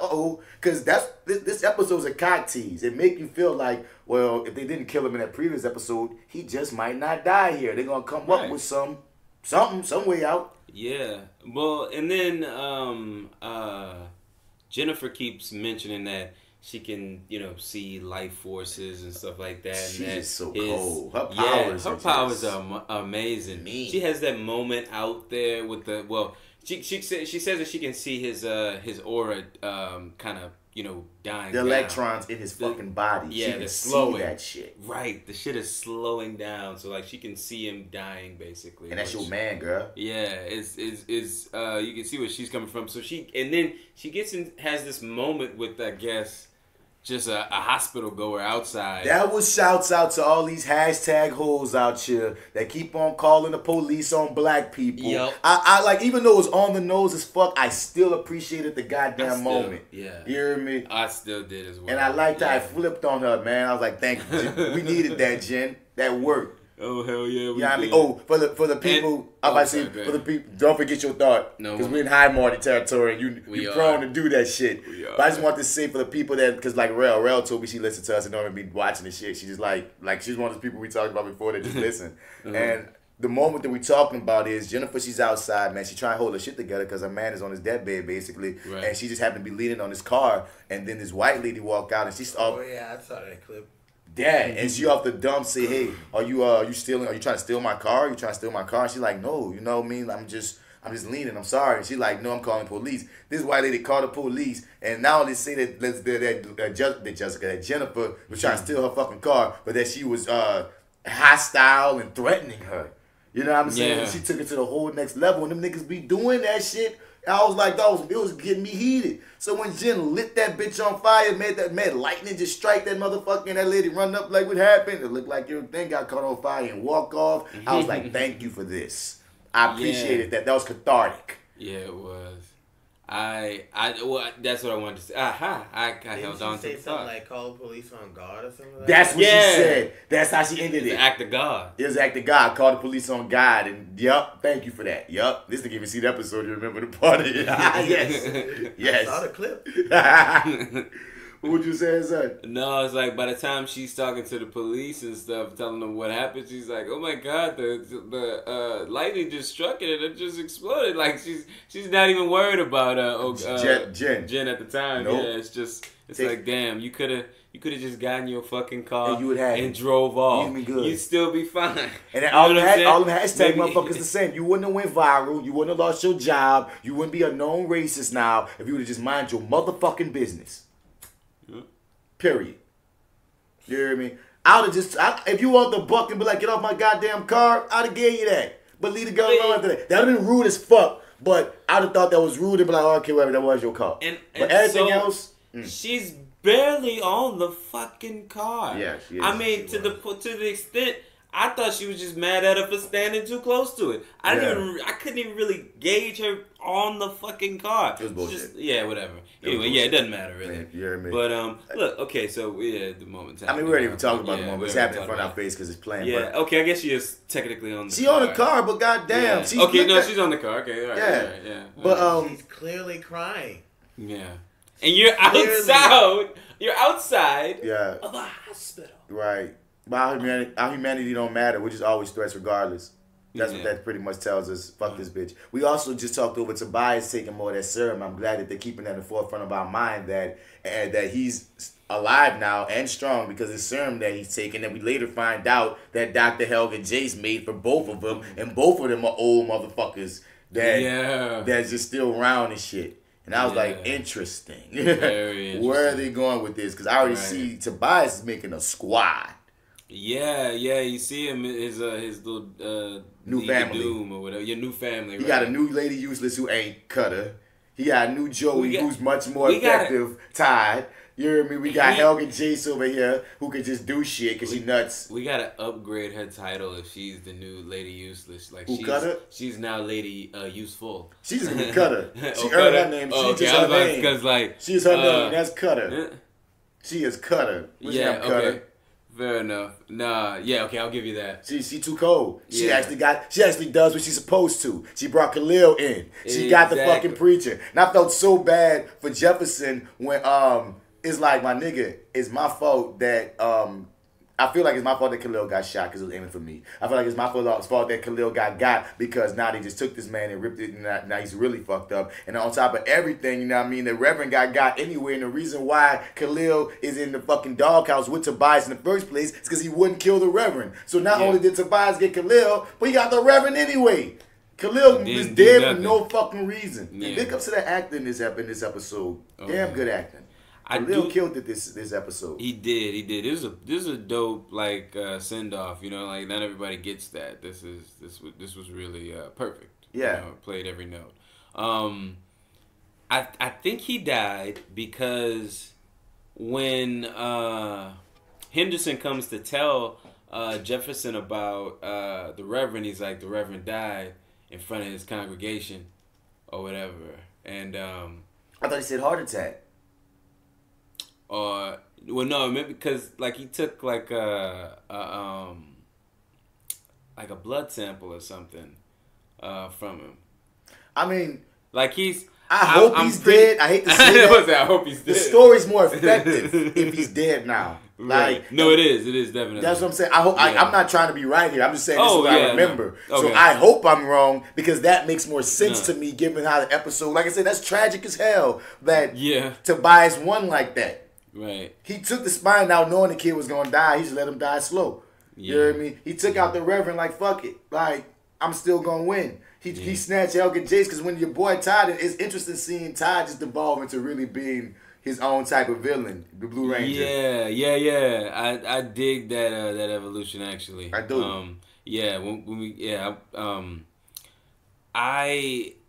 How did you feel about the Erica Alexander just kind of popping up and stuff, like just sort of being there in the perfect place and stuff, and sort of kind of being the all-knowing? Do you think there's anything I don't know, like you think she has any ulterior motives or anything like that? Before I get to that, since that's what's coming up right now, dog, whenever I watch these episodes on mute, it always hit me in a different way artistically. And there's something about when they have these scenes with Jefferson and Jennifer and they do this power transfer shit. It's just such a freaking...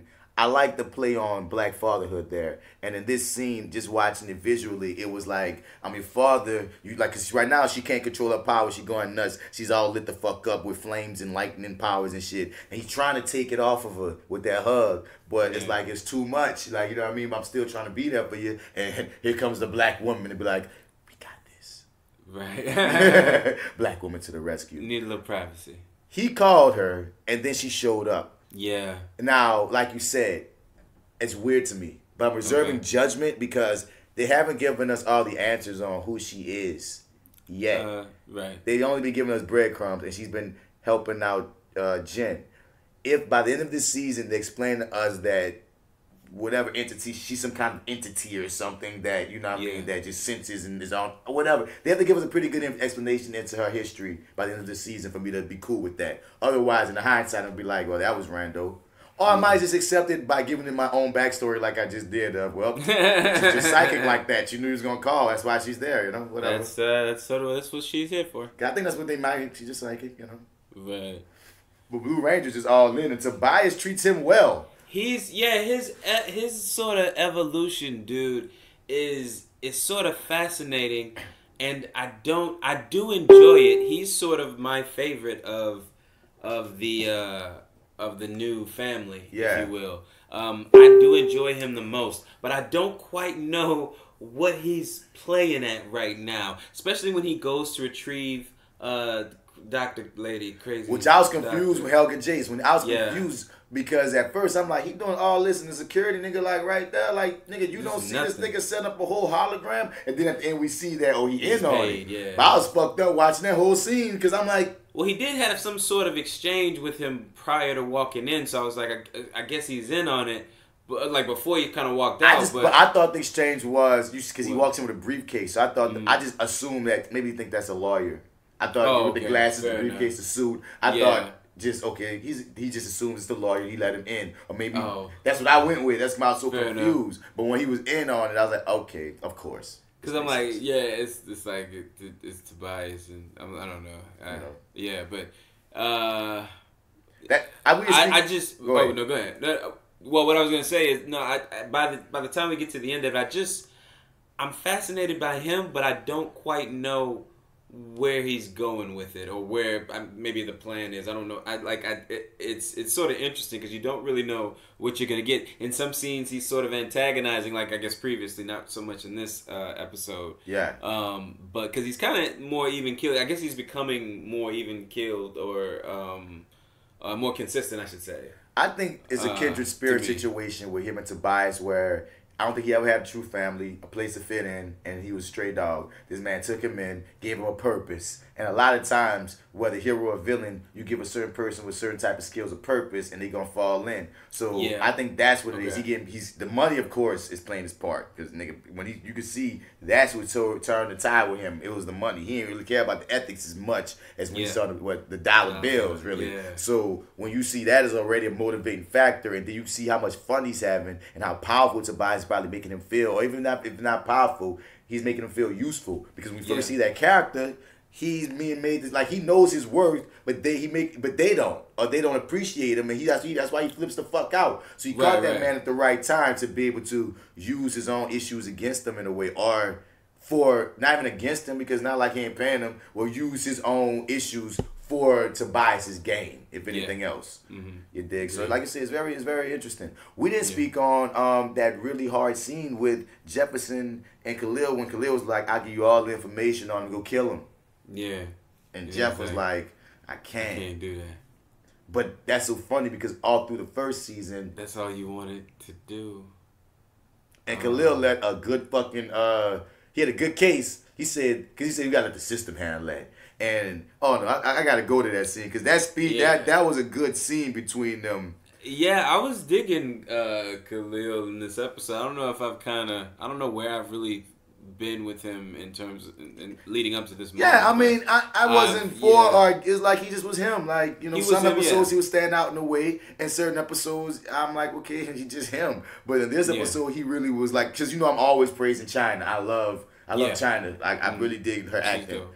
This episode, I don't know the brother's name. I gotta look up his name. I really dug him. He you know how he's big. Do that. We have to let the judicial system handle Tobias.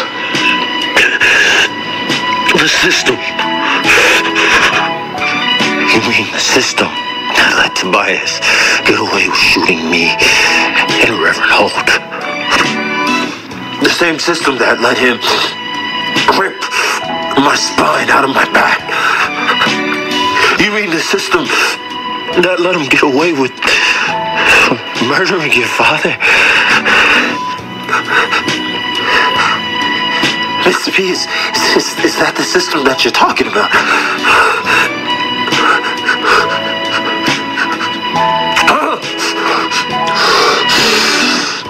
You promise me. Can you make him suffer like me? And Jefferson and them got no answers. It's like, bruh, like, yep. The system has failed you every single time. Like, and you gotta even go back to his brother being killed. That's part of his story as a character too. Even though he didn't say that just now. Right. I was, the thing about it is, or at least the way I'm looking at it, through this whole thing is, part of this is your fault, Jefferson. Yeah, man, a lot of this is your fault, Jefferson, when it comes to him. Because you the one who told him to go to the cops in the first place. Yep. And he was not protected, which is unfortunate. Not well. Now, granted, they made the most asinine we talked about this type last of defense time. We did. I know. We talked about this last I know, time. but it's just like if every single person was a chucklehead, every single one of them, nobody had the good sense to hit the gas. I mean, all right, man, whatever. But there were dead bodies, so it's not like somebody got paid off. Maybe the families did. I think it's don't this know, scene where Tobias says she's dead. Okay, I'm sorry. I think no. I just wanted to just confirm it. I think this is what he said about falling from a tree. Look at them. All this over a purple 6-button suit wearing clown. Okay. Okay, I guess not. But anyway. Yeah. Is there a scene where he talks to Cutter, I think.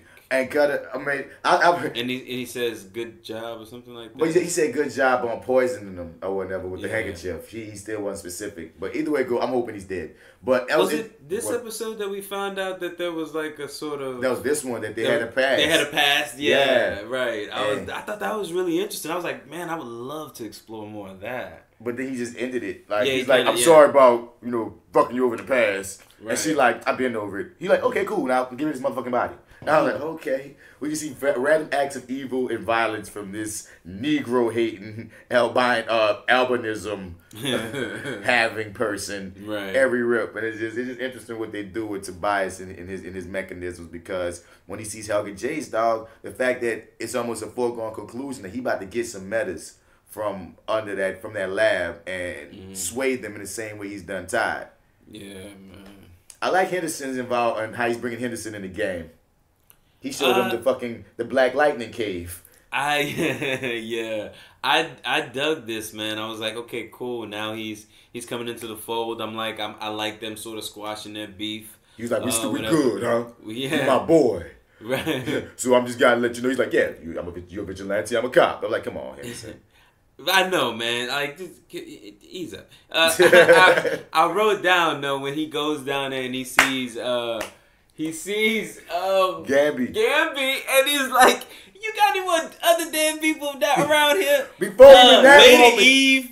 Oh yes, this nigga say Joey Toledo. He dropped this nigga's all the fallen soldiers, all the people. But even before that, I was joked out when nigga first hit the button on the door to the cave. He like, the fuck? Like, me, what the fuck? We like, are you serious? Are you kidding me? Hey, man, like, so you not a tailor? And he's like, no, I'm a tailor. I'm just this shit, too. This, too, yeah. No, you know what I mean? I'm multitask. But that boy reaction to getting it, bro, is priceless. Wait, it's it right here.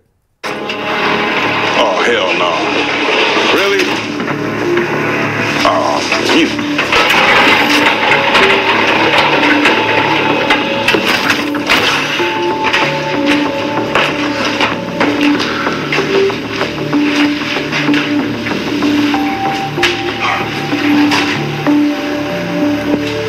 What the hell? Okay, we spoke on that, but I thought I was going to jump to that part about all this damn technology you got down here. And you gave me this cheap ass flip phone.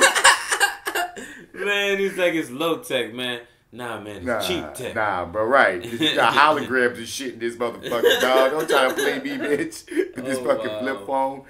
We have this moment. Okay, we already talked about Jeff asking her mom to get the pod and it didn't work. But this random scene where we see some, character development with Nissa and old girl. Nissa, yeah, don't forget about her, because eventually one of these books is going to be about them too. Of course, I mean, Nissa still doesn't know the whole lady got powers and shit. Is she in any of the... Is she in any of the Outsiders? Is she in Young Justice? No, we talked in Outsiders. She is one of the Outsiders in the comics. But not in Young Justice right now. We have not seen her character yet in Young Justice, but you never know, because they do such deep cuts. You know what I mean? I will not be surprised if she pop up in some kind of way that we don't even notice at first. What's her super? But no, maybe not, because remember, Nissa is a kid in our Young Justice universe right now. Oh, yeah. She's so young, so you probably won't see her. If they have a connection. Because they are really a couple at a point in the comics, too, so we ain't going to, if she a kid, we ain't going to get that yet. But, yeah, Jefferson smashing the crazy doctor, huh? Well, she ain't crazy in Young Justice. She's not crazy in Young Helga Justice. Jace Right? is we didn't talk about that. That's trippy. Like I said, when I realized it's the same person, because she's in Black Lightning lore and Outsiders lore, but she, like I said, she's supposed to be the chick that we see on the show more so than. Mm-hmm. But I think in the comics also she starts off good and eventually goes bad. So it's like we're seeing both versions of her in a way, and in media. But what you know is gonna happen with Henderson going up in Tobias's lair to get the information on camera for Black Lightning and Gamby? I don't know. At first I was just sort of like wondering what the point of this of him going up there and messing with everybody, and then to find out that he had a camera on and was sort of there to sort of survey. I was kind of like, oh man, like if he finds this shit, like you're kind of dead. Like for me, there was a little bit of tension there. I was like, well, it would be a bold move to bring Henderson into the fold and then kill him immediately before he has any time to really enjoy the shit. And you know, I was relieved to see him leave out of there. But for me, I was kind of tense in those moments. And then because I don't know, it's like it all felt natural. I guess this is the sort of things, you know, stereotypically cops do. So, but it was just like Tobias is always, he's playing chess while everybody else is playing checkers. And they say that because when they try to see what's up with the save, Jefferson said Tobias ain't stupid. When Henderson came through, he knew something was up. So, well, I gotta kill you, Henderson. I'm gonna just fuck up your plan. Yeah, right. I'm old as fuck. You don't think I know how y'all operate? You hear me? Even operating since before Henderson was born, it seemed like. Yeah, man, been around forever. Forever, ever. You hear me? So, you know, it's I like that Tobias's villainy is taking steps and steps and steps. And yeah, man, it's like, once again, for whatever reason, I don't get as excited to watch Black Lightning as I do for Arrow in particular, and also Flash. But when I get to the end of the episode, I'll be like, well done, black people. Thank you for this. This particular one, I want to say, I don't know, was it this? What, nigga? This nigga wakes up out his weed laughing. What's up, nigga? What's up? That's what you said, man. What you saying, Marty? I felt like this episode, and I'm having trouble. Oh, yeah, no, we just talked about him, really. Yeah. But this episode had the ability to make me laugh and sort of really enjoy a lot of moments. Yeah. And also kind of make me feel for Khalil. Yeah. Because, like, when he goes and I don't know, I think it's like right when they're like dancing or whatever, he just sort of hugging. They're hugging. No, before women explain it, the scene that's set up right, is, okay. Remember throughout the season, Eric Alexander been teaching Jennifer that she can create this dream worldscape in her mind to try to deal with controlling her powers and such. And in some kind of way, she done tapped into this nigga's spirit. I guess because he has electrons in him, she got into his consciousness. Because the show wrote it off as, it's too much to explain right now, you about to die, nigga. And I'm like, yeah, sure, I see you just trying to be slick, bitch. You ain't trying, whatever. But I can take it as, you know, she got into his consciousness some kind of way, and giving them their last dance, the prom that they never got, which is like solemn as hell. This whole scene worked for me, dog. Oh, them, yeah. Them and the prom get up and them having this last moment with each other. And Jennifer's like, you feel her pain, but she's still so mature in all these moments. Oh, yeah. And it just works, dog. Like, this scene, like, it hit me. I really was like, yo, as much a joke that I made on their relationship throughout this whole time we've been podcasting on this show, this scene, their chemistry, this whole thing, I got a little choked up. It was nicely done. Oh, yeah, most definitely. I love this moment. And they disappear dancing. I mean, he disappears dancing, dies in the arm. Yeah, and that was the thing, man. It was able to make me sort of feel something, like you said, for Khalil, and also sort of enjoy and laugh with the moments with Henderson, and Tobias, and sort of, and like also too, like I said, man, I'm a fan of the Blue Ranger, like that whole scene of him breaking out the crazy doctor. I'm a fan of him too, dog. Like, I'm interested when he's on camera. Me too. Yeah, exactly. Like I'm anytime he's a part of the, you know, the conversation or just in the room, I'm like, cool. I'm really into this, and to sort of see how that develops and sort of what place in particular. I guess he's kind of already fallen into his place. He is the tech, you know what I'm saying, know-all guy, you know what I mean? Like, we send the shit to you. You know, you set it up or whatever. And, but I kind of want to see where that goes. I mean, like is he going to be a staple, or, you know what I mean? Or I don't know if he's from the comics. I don't think he's from the comics, so they can pretty much, when you create a character, you can do whatever the hell you want, dog. Right. Well, I hope he sticks around, because I'm really I like him a lot. Hell yeah, man. And then basically, see, they have their whole sort of family there. They squad as he breaks into I'm interested to see. lab. Yeah, I'm interested to see where this goes, though. Even you know, with Tobias and his squad, man, it's like, man, we are arming him with a whole bunch of shit right now. Bro, you got to, because they got to be the team, the family versus the family at this point. One thing I will say, one more thing about the La Prom scene, of Khalil dying, showing the moment after he dies, and she's still in her dreamscape, and Jennifer has to take in, he's gone. Mm-hmm. They show that moment before they pull it back out to him being dead. I thought that was, like I said, nicely done, Black Lightning. And like you said, the whole episode ends with Tobias and his family coming across the goddamn freaking what I want to see, the Lab of the Metas, the Pod Babies, and it's going to be a ride. It's going to be, come on, Black Lightning, do your thing. Do your thing. I thoroughly enjoyed this episode. Yeah, I'm looking forward to the next one. And I guess I'm also,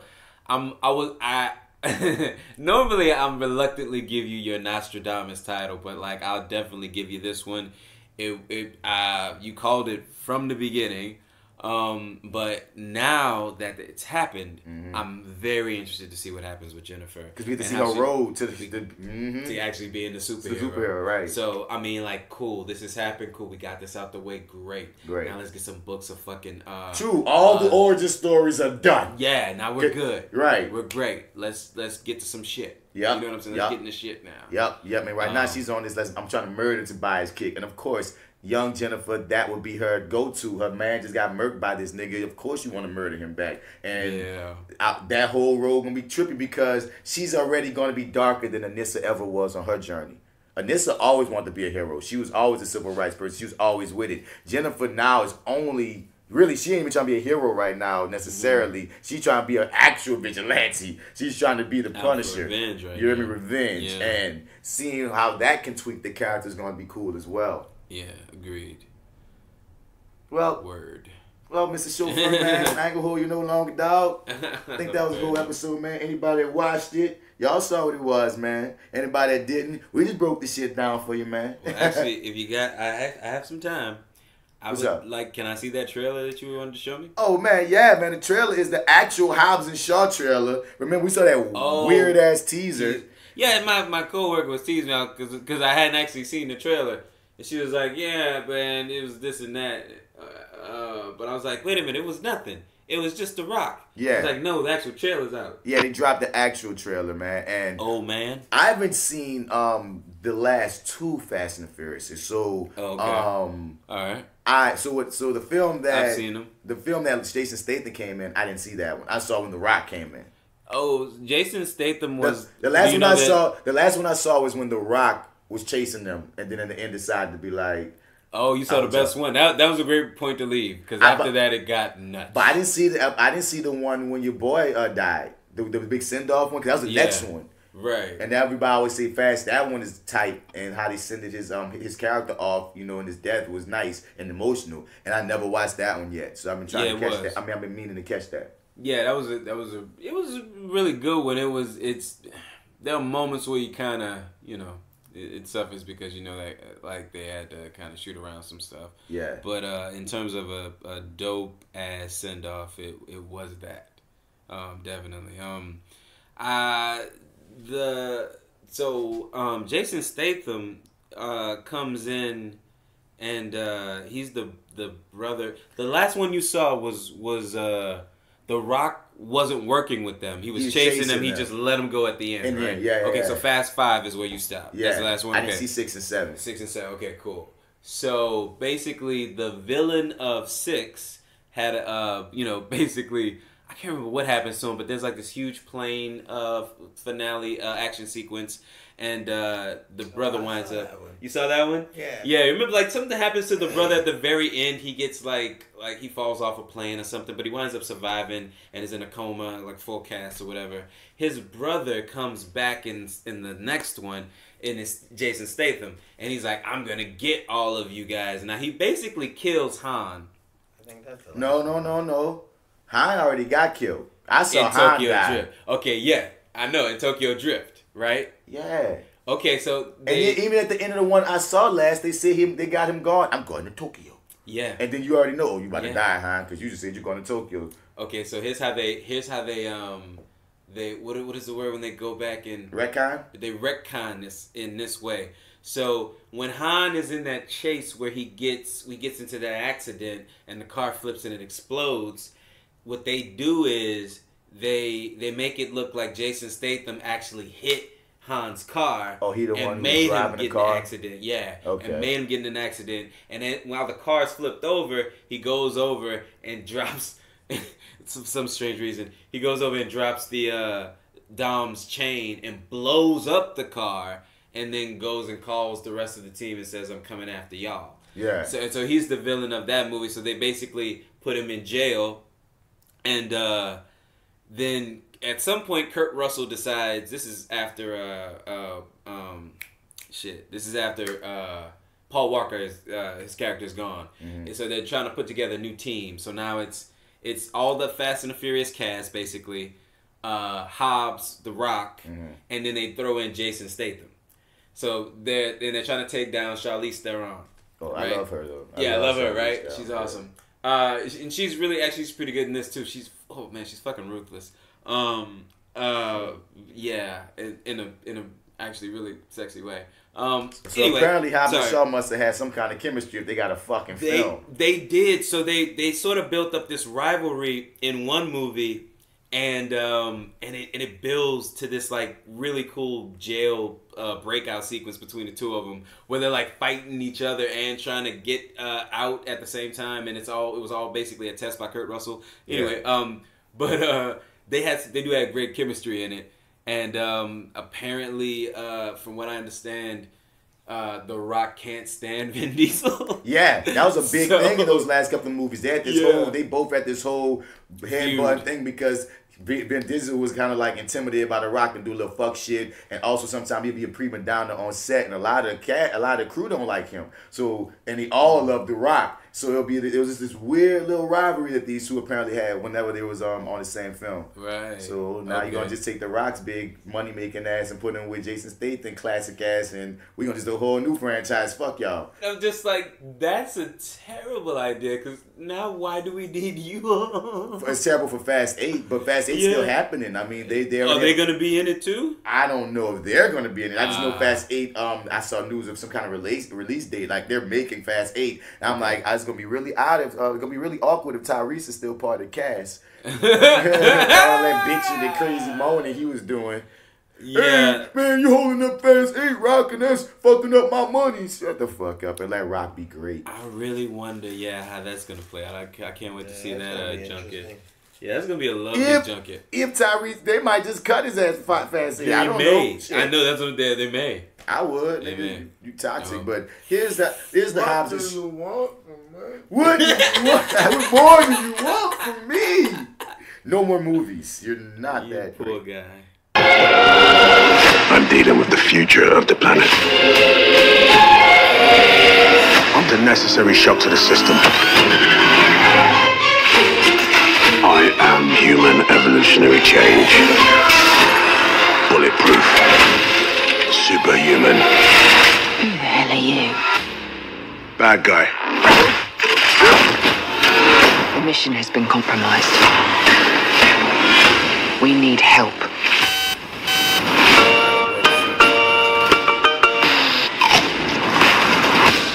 Our target's name is Brixton.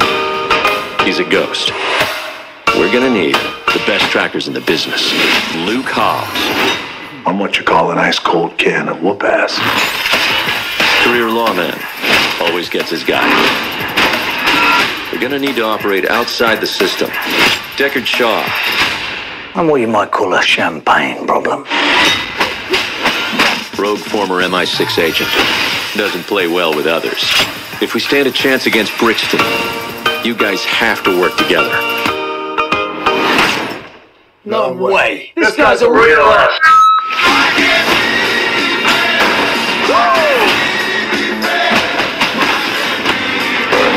This job requires stealth.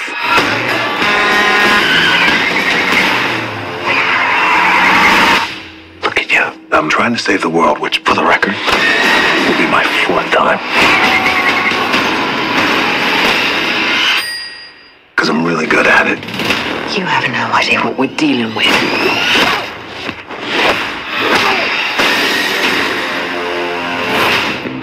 Hobbs and Shaw. You want a war? You've got one. Remember me? On my three. Sure. 1, 2, 3.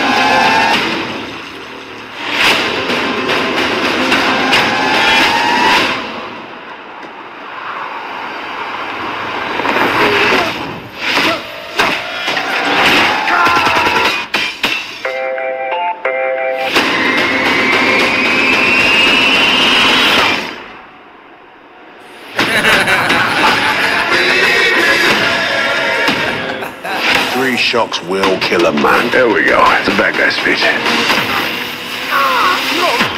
You had to open your big mouth, didn't you, huh? Yeah, I thought it was a cool thing to say in the moment.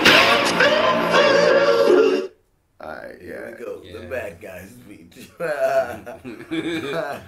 So much masculine machismo is just dripping off of this fucking film. Yeah. As soon as they go The Rock, Jason Statham, Idris Elba, muscles, explosions, guns, hot chicks, glass broken, beatings, quips. I'm here Helicopters, man. Come on. With running guns. up freaking buildings and fighting niggas. Like, they just, the people who come up with action sequences just be thinking like, look, y'all, let's do some LSD and think of some shit we're gonna shoot. Yeah, some shit we've never seen before, man. The Rock is running down a building to save a woman and fighting fist to cuffs with niggas running down a building while J.Steel is just chilling.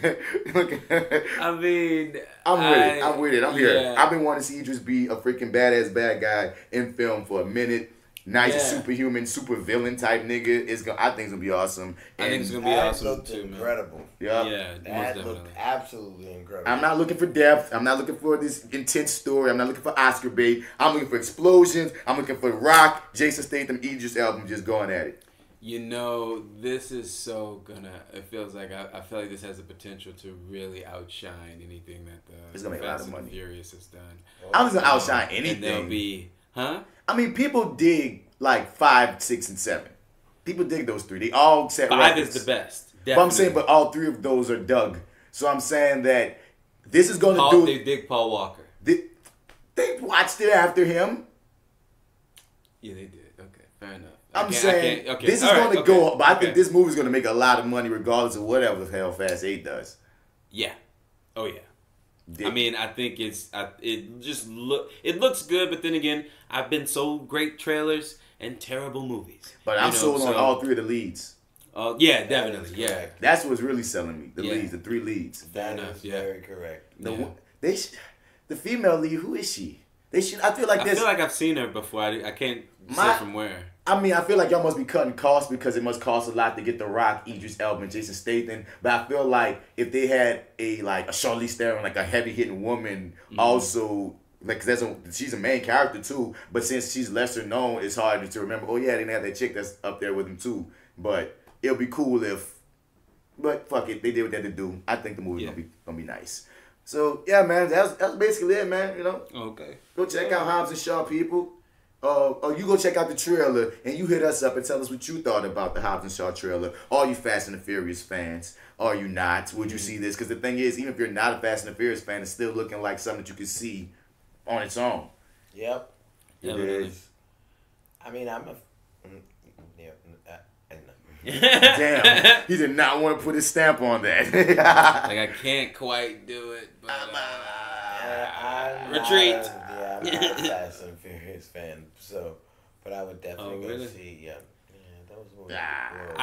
Well, you know, for me, like, okay, so the best, I didn't know that it was possible to sort of turn the franchise into what it became in the Fast 5, and that's sort of where it won me over, and then it sort of they tried to double down on that, and instead of hitting the double button, they hit the triple, and it's just it kind of became an over the top thing, and then but the first introduction of The Rock, man, like, I don't know, there are so many great introductions on film, but in terms of their franchise, that was the best introduction. I mean, he's the franchise saver on top of everything. Yeah, at that point, yeah, he was. Yeah, you add him to your franchise, the franchise is gonna make money. Yeah, I thought we're interested. I thought it was such a meta line in that trailer when he said, "I've saved the world 4 times because I'm really good at it." Yeah, you're always saving the world, Rock. Yeah, I smell what you're cooking there, buddy. Yeah, oh yeah. And just being a wrestling fan, I'm gonna always have a soft spot in my heart anytime The Rock is on film. Yeah. You know what I mean? It's like one of my guys making it, even though I ain't even a wrestler, but it's like, you know, you know, me and him often talk, being wrestling fans, that it's like a secret society for black people to find fellow black people that are wrestling fans. So you often get chastised for being a wrestling fan. So to see a wrestler go transcend, it's like, bitches, y'all like him, huh? Well, he came from our squad. He came from our shit. We knew him first. Right. And we appreciated him, so you can't think our shit's all shitty if you like him. Have you seen the Stephen Merchant movie about the wrestler, the brother and the sister going into the wrestling? Yeah. Friends, fighting with my family. Fighting with family. I can't wait to see that. I'm very. Rock produced it. Yeah, I saw that. He co-produced it. Right, yeah. That looks really, really good. It looks like it's gonna be fantastic. And it's getting some good reviews. And what I like about it getting good reviews is people are very fast to shit on wrestling. So if people who have nothing to do with wrestling, aren't fans at all, are critically giving it pretty good reviews. I think right now it's sitting at like 80% on Rotten Tomatoes. That's good for a movie about a wrestling backdrop of a story. Of course, the story's about a girl, coming up and finding herself achieving her dreams. But still, the wrestling being the backdrop. I guess Total Divas must be helping people kind of, because that helps. Whenever you any way to normalize it. Helps as well as far as regarding mainstream approval of things like it being in film. Are you still watching wrestling? I watch wrestling, yeah. Yeah, okay. Absolutely. Absolutely. So this right now, are they still doing this thing where there's gonna be like an all-female sort of show? They had a pay-per-view. Yeah, pay-per-view. And they had 2 tournaments. Okay. Yeah, like the women are really amazing now in the ring. Because for the longest, their wrestling didn't matter. Right. But now, now, nigga, bruh. The chicks be eclipsing the men sometimes in cheers and reactions and matches. Nigga. Absolutely incredible. Women's wrestling is great. The 4 horsewomen of wrestling, Becky Lynch, Bailey, Sasha Banks, and Charlotte Flair. That is Ric Flair's daughter, by the way. Okay. Yes. But it's even more than them for it. Like, generally speaking, women wrestling is great right now. And male wrestling, they have the best athletes ever. They just need to get their story shit together. But it's just, changing times, you got to change with them. But yeah, I'm probably a wrestling fan forever, even though I fall off in times, Because sometimes I need to take a break. But I always keep up, Okay. Hell yeah. I watch it no matter what. Period. All right, man. Well, let's get the fuck about you, man. Hit us up at reviewingdat@gmail.com, man. Anything that you want us to review, we doing that there. Next up on our docket, we're reviewing the first episode of Castle Rock and Justin Timberlake's In Time. You see it's paused up on my screen right now. I see you, bro. We're going to be watching Castle Rock soon. Since J.Steel, because I was going to, did you see the first episode of Castle Rock? No, I tried to. I didn't finish it. Okay, because I was about to say I was going to do it on this episode, but I'm going to give J.Steel a chance to get better to see if, she can be on that one too. But if not, definitely Castle Rock and In Time are next up on the docket. If you want something... Timberlake In Time? Yeah, man. Yeah. Oh. Yeah, my dude Peanut wrote that in. I saw that movie. Hey, come through if you want, dog. Because once again, like if you refer the movie, if you send us a movie that you want us to review or have commentary on, we will do so. We got a queue. We have a queue. There's a few things on the queue. We got a queue. There's a few things on the queue coming. So we got a lot. We got a lot for y'all to listen to, man. Stay tuned, man. Stay tuned. This that actor guy, Mr. Bats, man. Find me on all that there at Mr. Bats. Spell that Mr. out. You ain't gonna find me. Martin Bats Bradford is the government. If you want to look up any film type shit dealing with me. And for this episode of Reviewing Dat, I'm out. This is your favorite host, Marty, Marty Edwards 504 on Instagram, Twitter, and Snap at the chat. Also go to lowrainpictures.com. Click on the Your30 tab where I co-host the show there with, what's his name? It's the Average Observer because he's listening, y'all. He's listening. Larry Universe. Larry Universe. Yeah, that's all I got. Yeah, man. And it's your boy, Rahim. You can find this cat at the Great Glaspy. And man, what they got to type in to find your music, man? Rahim Glaspy or the Great Glaspy? Rahim Glaspy. Check him out. Don't spell this nigga name wrong, dog. It's with H-I-M, not Eem with the 2 E's. My dog get drove and they spell him like one of the Arab cats. Oh. Rahim. Wow. You hear me? It's Rahim. It's spelled Rahim. Yeah. Find Rahim Glaspy Get it right. with the Y at the end, you hear me? On all, wherever you get your music, apparently, dog. The homie getting it in. So, yeah, man, thank y'all for listening, man. For this episode, we out. Do